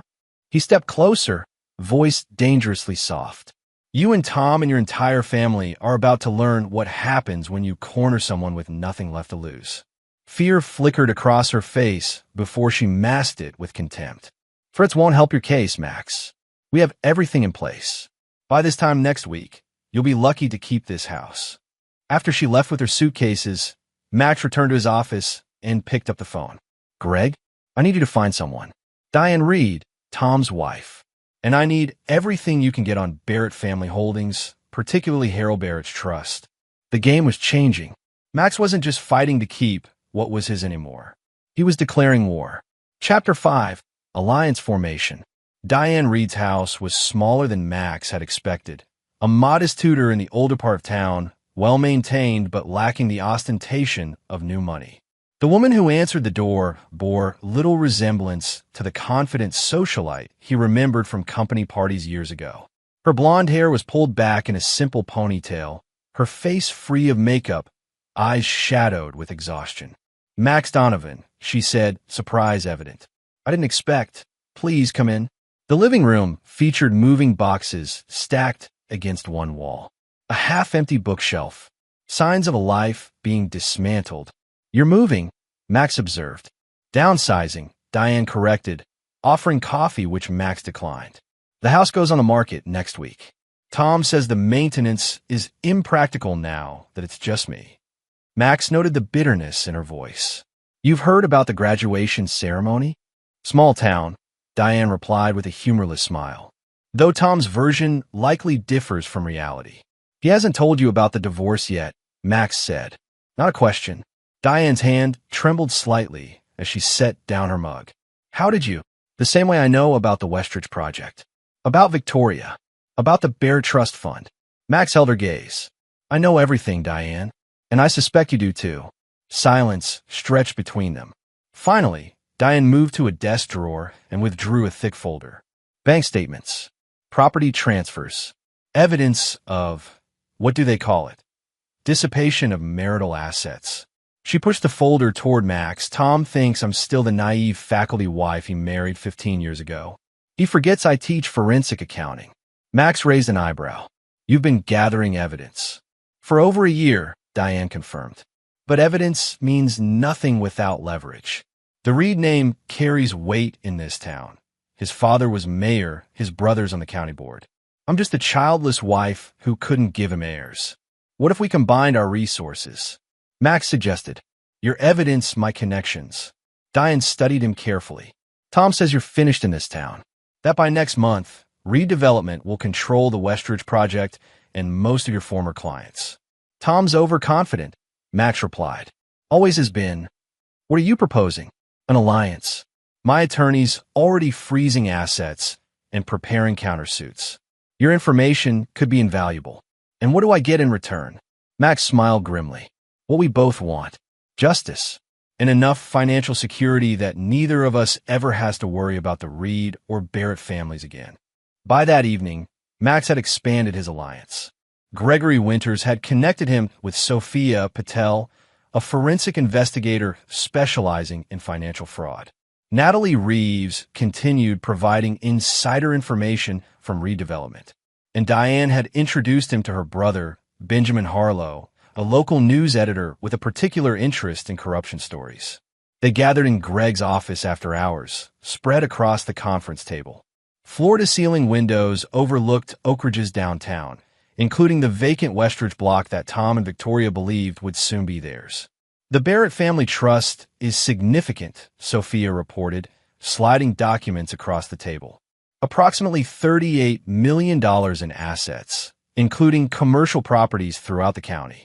Harold Barrett amended his will 3 years ago to include you as a beneficiary, 15% of the trust, which Victoria and Pamela Barrett concealed from you, Greg added. That alone is actionable. Judge Barrett's involvement complicates things, Benjamin noted. He's been on the bench 20 years, has connections throughout the state judiciary. Which is why we won't be fighting this in court, Max said. All eyes turned to him. At least, not only in court. What are you thinking? Greg asked warily. Max laid out printouts from Natalie's flash drive. Tuesday night. First National Bank. Victoria, Tom, Judge Barrett, and Lawrence Foster are meeting to finalize financing for Westridge, using my anticipated business assets as collateral before they've even won them. That's premature at best, potentially fraudulent, Sophia observed. Exactly, Max agreed. Benjamin, how would your paper feel about an exclusive on financial impropriety involving a sitting judge, a bank president, and $1 million development project?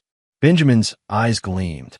We'd feel very positive about it, but we'd need irrefutable evidence. Which is why we'll be there, Max said. All of us, with evidence in hand and witnesses ready to testify. The group spent hours refining the plan, identifying vulnerabilities, preparing contingencies. As they dispersed near midnight, Diane lingered. This won't just hurt them professionally, she said quietly. Are you prepared for the personal fallout? Victoria is still Alex's mother. Max's jaw tightened. Alex made his choice at graduation. He chose truth. And afterwards, when the dust settles, there won't be dust, Max replied. Only scorched earth. The next morning, Max received a certified letter, Victoria's divorce filing, citing irreconcilable differences and demanding 50% of all assets, including the business. The petition included a temporary restraining order barring Max from harassing or contacting Victoria or accessing certain business accounts. Max called Alex, who answered immediately. Dad, Mom's lawyers just called me. They want me to provide a statement about your emotional instability and threatening behavior. What did you tell them? To go to hell, Alex replied fiercely. Carson's dad is a psychologist. He's willing to provide a counter-assessment if needed. Max felt a surge of pride mixed with concern. This could get ugly, son. I don't want you caught in the crossfire. I'm already in it, Alex said firmly. And I choose your side. After hanging up, Max drove to the cemetery where his parents were buried. He stood at their simple headstones, wind rustling the oak trees overhead. I promised I'd never be like him, Max told his mother's grave. Never abandon my family. But I didn't abandon them. They betrayed me. He knelt, brushing leaves from the stone. I'm about to do things you might not approve of. But I can't let them win. Not after everything we sacrificed. As he stood to leave, his phone buzzed with a text from Natalie.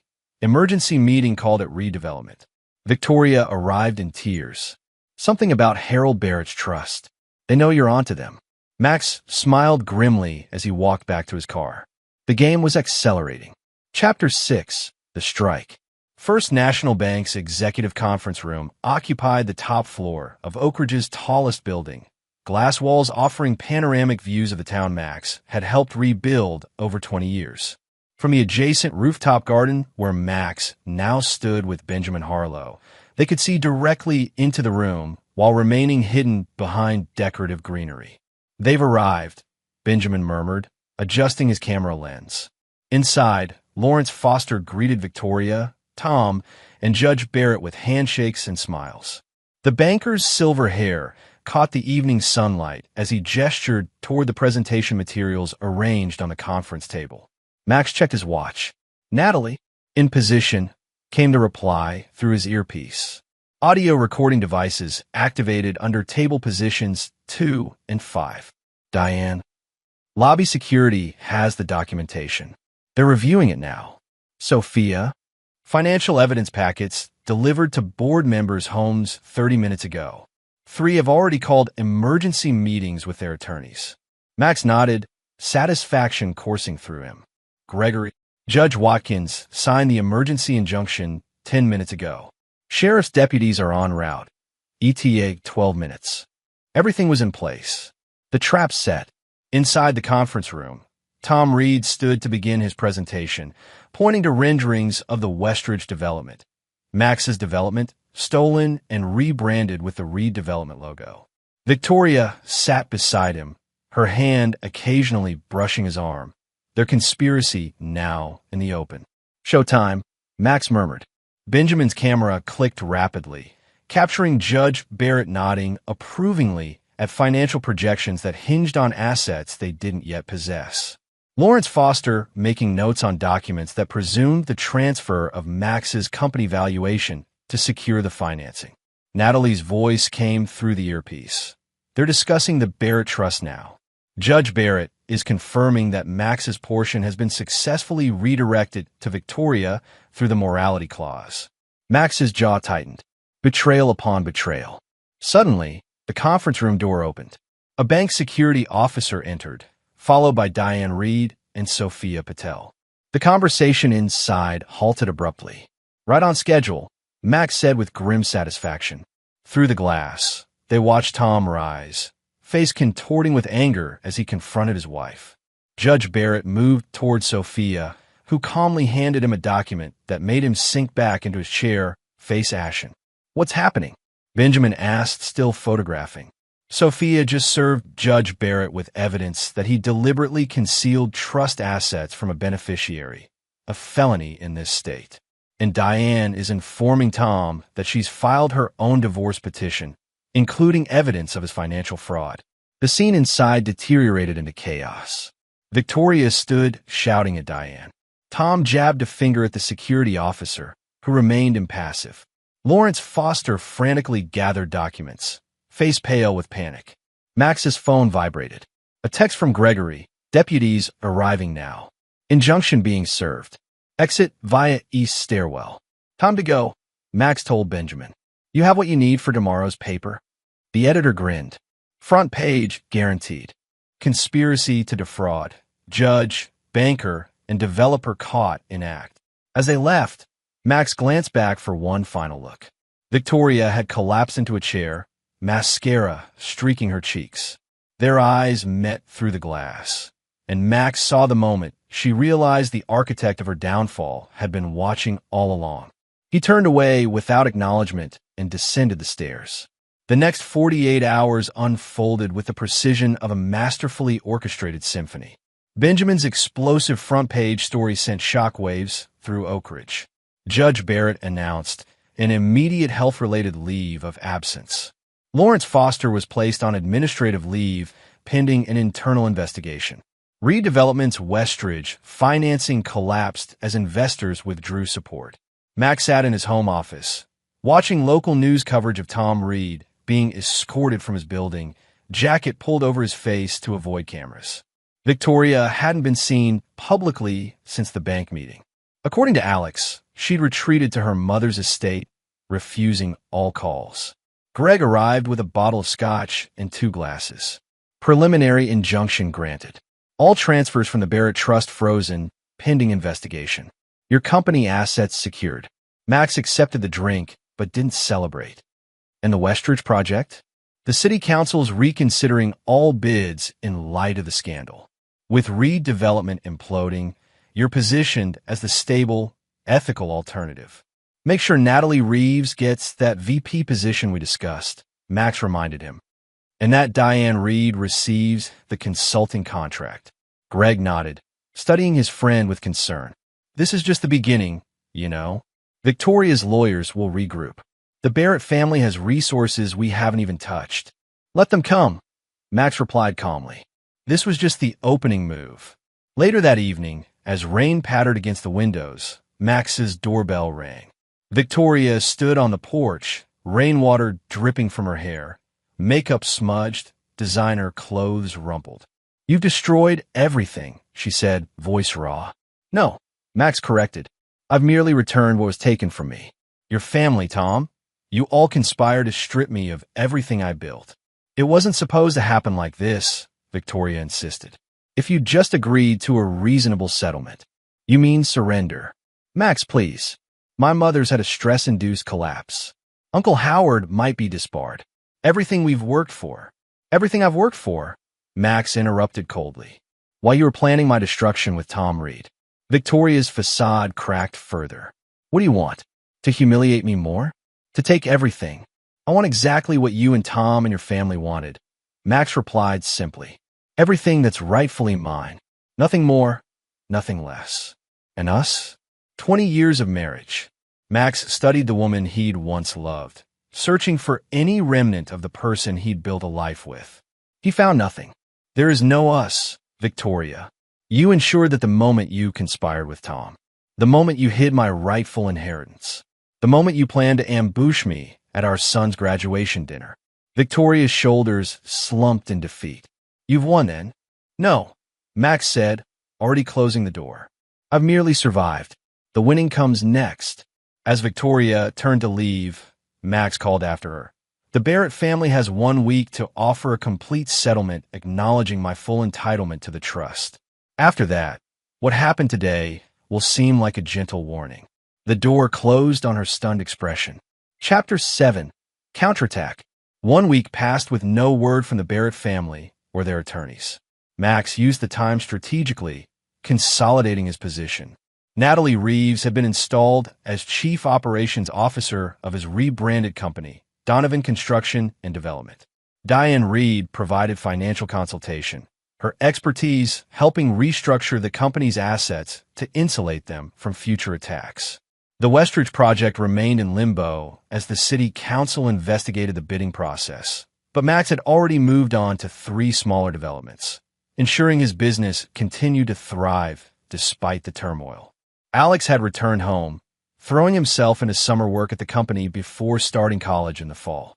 Father and son had grown even closer through the crisis, spending evenings discussing business strategy or working on their motorcycle restoration project. "Have you heard from Mom?" Alex asked one evening in the garage, hands greasy from adjusting the carburetor. "No," Max answered honestly. "Have you?" "She calls daily, texts constantly, so she can explain everything if I'll just meet her." Alex wiped his hands on a rag. "I haven't responded." Max studied his son's profile, so reminiscent of his own at that age. "She's still your mother, Alex.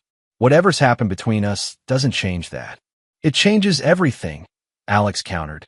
"She was willing to destroy you, to lie to me my entire life. How can I trust anything she says now?" Before Max could respond, his phone rang. Gregory Winters. The Barrett family attorney called. Greg reported. "They want a meeting.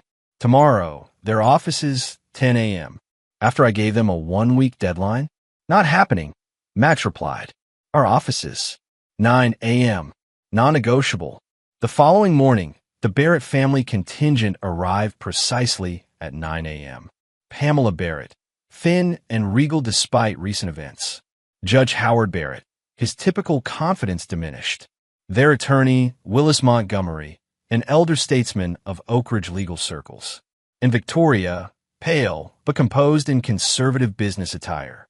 Conspicuously absent, Thomas Reed, who according to Natalie's intelligence was frantically trying to shore up his collapsing company while fighting Diane's increasingly aggressive divorce proceedings. Max had arranged the conference room strategically. He sat at the head of the table, Gregory to his right, Sophia Patel to his left. Behind him stood Benjamin Harlow, recorder in hand, and Natalie Reeves, whose presence visibly unsettled Victoria. "Thank you for coming," Max began formally. "I understand you have a settlement proposal." Willis Montgomery cleared his throat. Before we begin, Mr. Donovan, we must insist that members of the press not be present during privileged settlement discussions. Mr. Harlow is here as my personal media consultant, Max replied smoothly. Ms. Reeves as my chief operating officer. Both have signed confidentiality agreements. The message was clear. Max would dictate terms, not the Barretts. Montgomery placed a document folder on the table. We are prepared to offer a complete settlement of all outstanding matters between the Donovan and Barrett families. Max didn't reach for it. Summarize the key points. The Barrett family acknowledges your entitlement to 15% of Harold Barrett's trust, approximately $5.7 million in assets.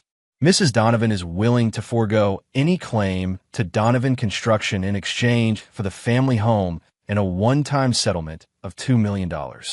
Max exchanged glances with Gregory, who gave an imperceptible nod. Inadequate, Max stated flatly. The trust percentage is correct, but your valuation is outdated. Current market value of the trust assets exceeds $45 million. Pamela Barrett's thin face flushed with anger. Preposterous. Sophia Patel slid a financial analysis across the table. The Barrett Commercial Properties portfolio alone is worth $28 million as of last quarter's assessment. The Lakeshore development adds another $12 million. Investment accounts approximately $5 million. And then there's the matter of the undisclosed offshore holdings in the Cayman Islands. Judge Barrett's face went slack. Victoria gasped audibly. How did you? Montgomery began, then caught himself. The better question, Max continued calmly, is why Harold Barrett established those accounts and why they weren't disclosed in the trust documentation. Gregory produced another document. We've prepared a more accurate settlement proposal. Mrs. Donovan retains her personal property only. All marital assets revert to Mr. Donovan, including the family home. Mr. Donovan receives his full 15% of the Barrett Trust, properly valued, plus 5 years of retroactive distributions that were deliberately withheld. This is highway robbery. Pamela hissed. No, Max corrected. It's justice. But we're not finished. He turned to Judge Barrett. Howard, your involvement in concealing trust assets constitutes judicial misconduct at minimum, criminal conspiracy at worst. Your retirement papers are included in our settlement package. Sign them, and the evidence of your misconduct remains private. The judge's face contorted with rage. You dare threaten me? It's not a threat, Max replied. It's a consequence. Victoria, who had remained silent, finally spoke. And if we refuse these outrageous terms? Max smiled thinly. Then tomorrow morning, Benjamin's paper runs an expose on Harold Barrett's offshore accounts, their connection to 3 development projects with questionable permitting, and Judge Barrett's role in ensuring those projects faced no legal obstacles. Silence fell over the room. The Barrett family exchanged glances, decades of privilege and power crumbling before Max's methodical assault. You have until 5 p.m. today, Max concluded, standing to signal the meeting's end. After that, everything becomes public. As the Barrett delegation rose to leave, Victoria lingered. Max, please. This will destroy my family. The family that called me an outsider? That conspired to take everything from me. Max's voice remained steady. You made your choice, Victoria. These are the consequences. At 4:58 p.m., Gregory received the signed settlement documents. The Barrett family had capitulated on every point. Victory should have tasted sweet. Instead, as Max sat alone in his office that evening, he felt only a hollow satisfaction. The betrayal had been avenged, but 20 years of his life remained in ashes. His phone buzzed with a text from an unknown number. You've won the battle but created new enemies. Some secrets are worth dying for. TR. Max stared at the message from Tom Reed, feeling not fear, but anticipation. The war, it seemed, was not yet over. Chapter 8. The Buried Truth. The text from Tom Reed proved to be more than an idle threat. 3 days after the Barrett family settlement, Max arrived at a job site to find critical equipment vandalized, causing thousands in damages and weeks of delays. A week later, 2 key investors suddenly withdrew from a development project without explanation. Then building permits for the Westridge development, finally awarded to Donovan Construction, were mysteriously lost in the city system. It's Reed, Natalie confirmed after investigating. He's calling in every favor, leveraging every connection to sabotage your recovery. Max had expected retaliation, but the scope of Reed's campaign surprised even him. The man was fighting like someone with nothing to lose, or something substantial to protect. There's more to this than a failed affair and business rivalry, Max told Gregory as they reviewed the mounting evidence of interference. Tom's message mentioned secrets worth dying for. What are we missing? The answer came from an unexpected source.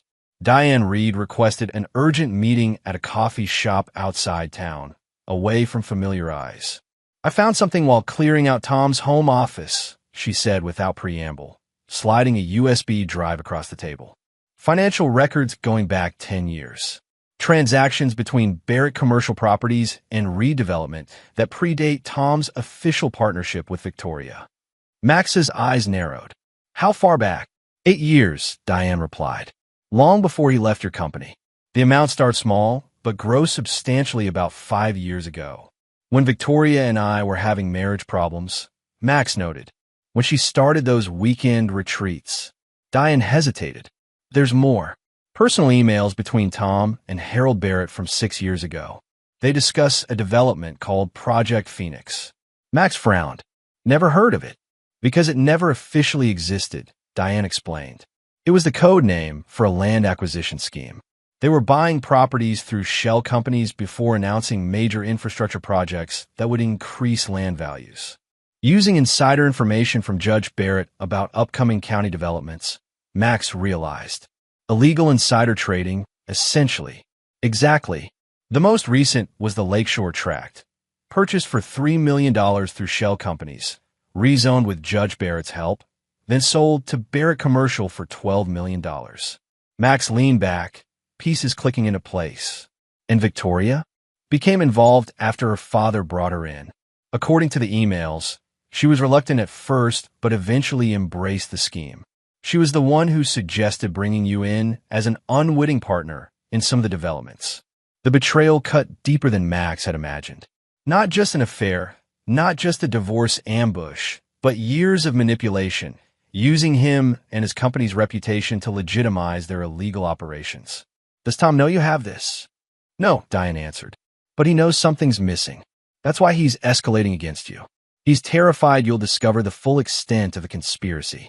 Max spent the night reviewing the files from Diane, each revelation stoking the cold fury that had replaced his initial shock.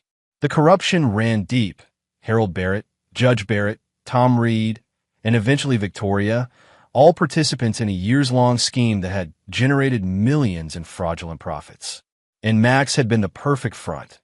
The self-made success story whose reputation for integrity had helped shield their activities from scrutiny. Dawn found him still at his desk when Alex appeared in the doorway, concern etched on his young face. You haven't slept, his son observed. No, Max admitted, but I found answers. He explained the discoveries, watching Alex's expression shift from disbelief to disgust. So Mom wasn't just cheating with Tom, Alex said slowly. She was part of a criminal conspiracy. For years, Max confirmed, using our family, my business as cover. Alex was quiet for a long moment. What are you going to do?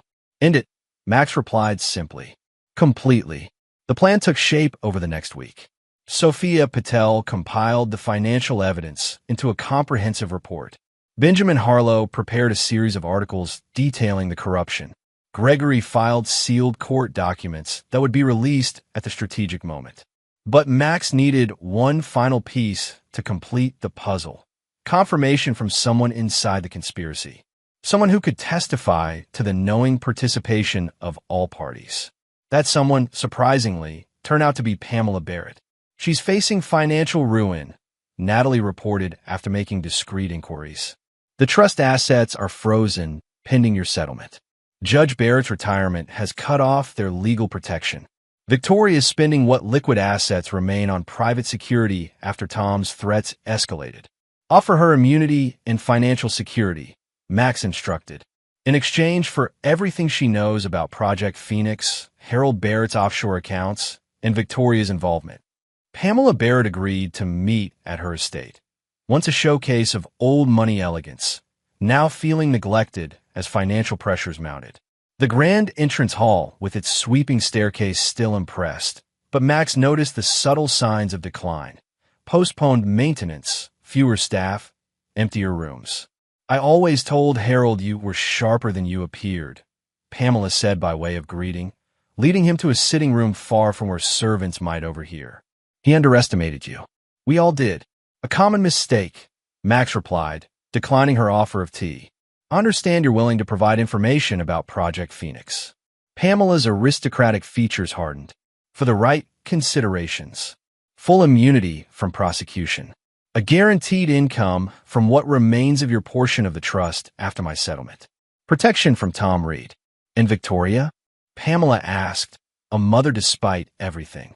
"I'll ensure she's not destitute," Max conceded. "But she will face consequences." Pamela nodded slowly, resignation in every line of her body. "Harold started it. After the recession hit our legitimate investments hard. Just small manipulations at first. Howard ensuring favorable rulings, advance notice of county projects." "When did Victoria become involved?" 5 years ago, after she discovered what was happening." Pamela's gaze fixed on a family portrait above the fireplace. Harold, Howard, Victoria, herself, all smiling confidently. "She was outraged initially. Threatened to tell you everything." "What changed?" "Tom Reed," Pamela said bitterly. "He was already working with Harold while still at your company. He convinced Victoria that the family legacy was at stake, that you would never understand necessary business practices with your rigid ethical standards." The contempt in her voice when describing his ethics told Max everything about the value system that had shaped Victoria. And the affair began as business, evolved into something more. Victoria convinced herself she deserved better than a man who didn't understand how the world really works. Pamela's laugh was brittle, as if corruption and insider trading were simply sophisticated business practices. By the time Max left, he had Pamela's signed affidavit detailing the entire conspiracy. Names, dates, amounts, methods. The final piece of his retribution. That night, he called a meeting of his allies at his home. Gregory, Sophia, Benjamin, Natalie, and Diane gathered in his living room as he outlined the endgame.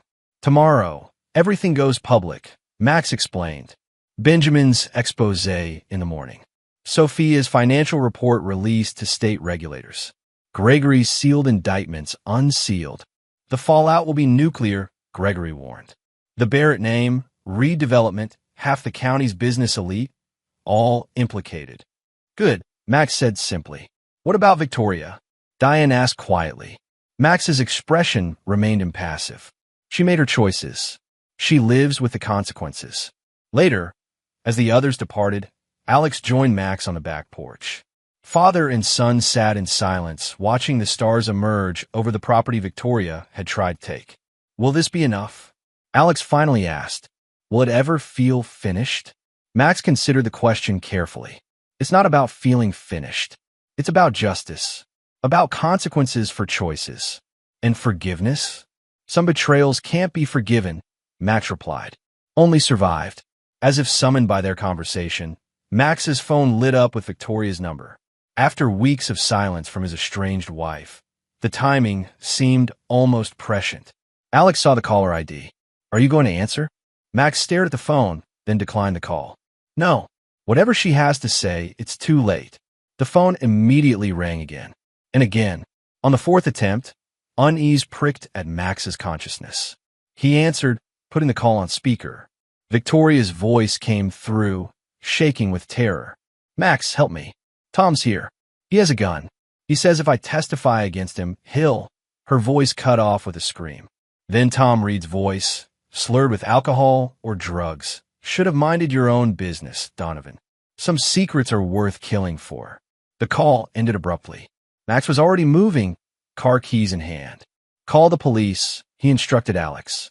"Tell them armed intruder at your mother's condo." Then call Gregory. Despite everything, Victoria was still Alex's mother, still the woman he'd once built a life with. And Max Donovan was not a man who would leave anyone at the mercy of a desperate criminal, even someone who had betrayed him. The night had one final revelation to deliver. One final test of the man Max had become in the crucible of betrayal. Chapter 9. Ashes to Foundation. Max drove through Oak Ridge's darkened streets with focused intensity, hands steady on the wheel despite the chaos unfolding. Police sirens wailed in the distance, responding to Alex's call, but Max knew he was closer to Victoria's downtown condo than any patrol unit. His mind calculated coldly as he drove. Tom Reed was cornered, his business collapsing, his reputation in tatters, his illegal activities about to be exposed. A desperate man, possibly intoxicated, armed, and with nothing left to lose. The most dangerous kind of enemy. Max parked a block from Victoria's building and approached cautiously, staying in shadows. The luxury high-rise security system would normally prevent unauthorized entry, but Max still had the access code Victoria hadn't changed. Another oversight in her unraveling life. The lobby was deserted at this late hour. Max bypassed the elevator, too noisy, too obvious, and took the emergency stairs two at a time to the 14th floor. The hallway was silent when he emerged. No signs of disturbance. No curious neighbors investigating commotion. Outside Victoria's door, Max paused, listening. Muffled voices inside. Tom's aggression, Victoria's fear. The crash of something valuable breaking. Max tried the door handle. Locked. He stepped back, considering options. Breaking down the door would alert Reed, potentially escalating an already volatile situation. Waiting for police risked Victoria's life if Reed's desperation peaked. His phone vibrated silently. Alex. Police are 5 minutes out, his son reported in a tense whisper. Gregory's contacted a judge for an emergency warrant. Diane says Tom keeps a backup gun in his glove compartment. Stay put, Max instructed. I'm outside her door now. Dad, wait for the police. Max ended the call and dialed Victoria's number, switching his phone to silent immediately after. From inside the condo, he heard her ringtone, the chiming melody they danced to at their wedding 20 years ago. Tom's voice shouted, "Don't answer that." The distraction was enough. Max retrieved the emergency key Victoria had always kept hidden in a magnetic box behind the hallway fire extinguisher. Some habits never changed. The door opened silently on well-maintained hinges. Max slipped inside, cataloging the scene in seconds. Victoria pinned to the living room wall by Tom Reed, whose back was to the door. A handgun dangled from Tom's right hand as he shouted incoherently, his left forearm pressed against Victoria's throat. She saw Max first, eyes widening with a mix of terror and disbelief. Tom, lost in his rage, didn't notice. Think I'll let you destroy me?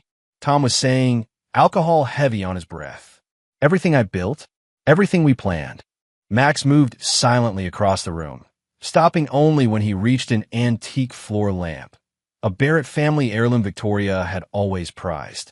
Without hesitation, he grasped its heavy brass base and swung. The impact sent Tom Reed crashing to the floor, the gun skittering under a sofa. Victoria collapsed against the wall, gasping for breath, red marks blooming on her throat. Tom rolled on his back, dazed but conscious, blood seeping from a gash on his temple. Recognition dawned in his eyes as Max stood over him. Donovan, he slurred. Should have known you'd play hero. Not a hero, Max replied evenly, retrieving the gun from under the sofa. Just finishing what you started. Tom's laugh held no humor. Finishing? You have no idea what you've stumbled into. The Barretts, the development deals, that's just the surface. There's more. Things that would destroy this whole town if they came out. Victoria pushed herself upright, voice raspy from Tom's assault. He's lying, Max trying to save himself. Am I? Tom challenged, eyes never leaving Max's. Tell him about the Westbrook fire, Victoria. Tell him who really arranged it. Tell him why your father approved developments on land that should have been condemned. Max's grip tightened on the gun. The Westbrook fire, an apartment complex that had burned 8 years ago, killing 3 residents. The investigation had blamed faulty wiring. The property had been redeveloped by Barrett Commercial thereafter. Insurance fraud and involuntary manslaughter, Max realized aloud. Is that what Harold Barrett was hiding in those offshore accounts? Payoffs to inspectors? To investigators? Victoria's face had gone ashen. Max, please. Sirens wailed outside, coming closer. Tom struggled to sit up, blood dripping down his face. You won, Donovan. Destroyed me, destroyed the Barretts. But what will you tell your precious son when he learns his grandfather was a murderer? When he learns his mother knew about it all along? Police pounded on the door, shouting instructions. Max looked at Victoria, this stranger he'd once loved, mother of his child, complicit in corruption beyond what he'd imagined. Max, Victoria whispered, reaching for him. It wasn't supposed to be like this. No one was supposed to get hurt in the fire. I never knew until after. Save it for your statement, Max said, stepping away from her touch. Tell the police everything, Victoria. Every last detail. Or I'll make sure Alex knows exactly what his Barrett heritage really means. The police burst in, weapons drawn, shouting commands. Max carefully placed the gun on the floor and raised his hands. He saved my life, Victoria said immediately, pointing at Tom. He's the one who broke in with a gun. Max stopped him. Hours later, after police statements and medical examinations, Max sat in his car outside the police station. Gregory had handled the legal complexities, ensuring Max faced no charges for his intervention. Tom Reed had been arrested for breaking and entering, assault, illegal possession of a firearm, and a host of other charges that would keep him in prison for years. But Max felt no triumph, only exhaustion, and an unexpected emptiness where his hunger for revenge had burned. His phone rang. Alex again. Is Mom okay? His son asked immediately. Physically, yes, Max answered truthfully. She's giving her statement now. About everything. Everything, Alex echoed, understanding the implications. Yes, when she's done, there won't be any Barrett family legacy left to protect. Silence stretched between them. Finally, Alex spoke, his young voice suddenly older. What happens now, Dad? It was the question Max had been avoiding. With his revenge complete, his enemies neutralized, what remained? An empire built on the ashes of betrayal? A life defined by what he'd lost rather than what he'd built? We start over, Max said, surprising himself with the answer. Not forgetting, but not letting it consume us either. 3 months later, Max stood on the grounds of the newly renamed Phoenix Heights development, formerly the Westridge Project. Construction crews swarmed across the site, transforming abandoned buildings into what would become a mixed-use community with affordable housing at its core. Diane Reed had been instrumental in the redesign, her financial insights helping create a project that would generate profits while serving the community. Natalie Reeves oversaw operations with impressive efficiency. Benjamin Harlow's newspaper had become a champion for transparency in local government following his Barrett expose. Victoria had avoided prison by cooperating fully with authorities, revealing the extent of the Barrett family's corruption. She'd moved to another state, maintaining limited contact with Alex through carefully monitored video calls. The divorce had been finalized without contest. Judge Barrett had not been so fortunate. Facing multiple federal charges, he'd accepted a plea deal but still faced years in prison. Pamela Barrett, true to her aristocratic roots, had fled to Europe before charges could be filed, leaving behind the family name and fortune she'd once valued above all else. Mr. Donovan, a young architect approached, plans in hand. We've finalized the community center design. It incorporates those changes you suggested for the youth programs.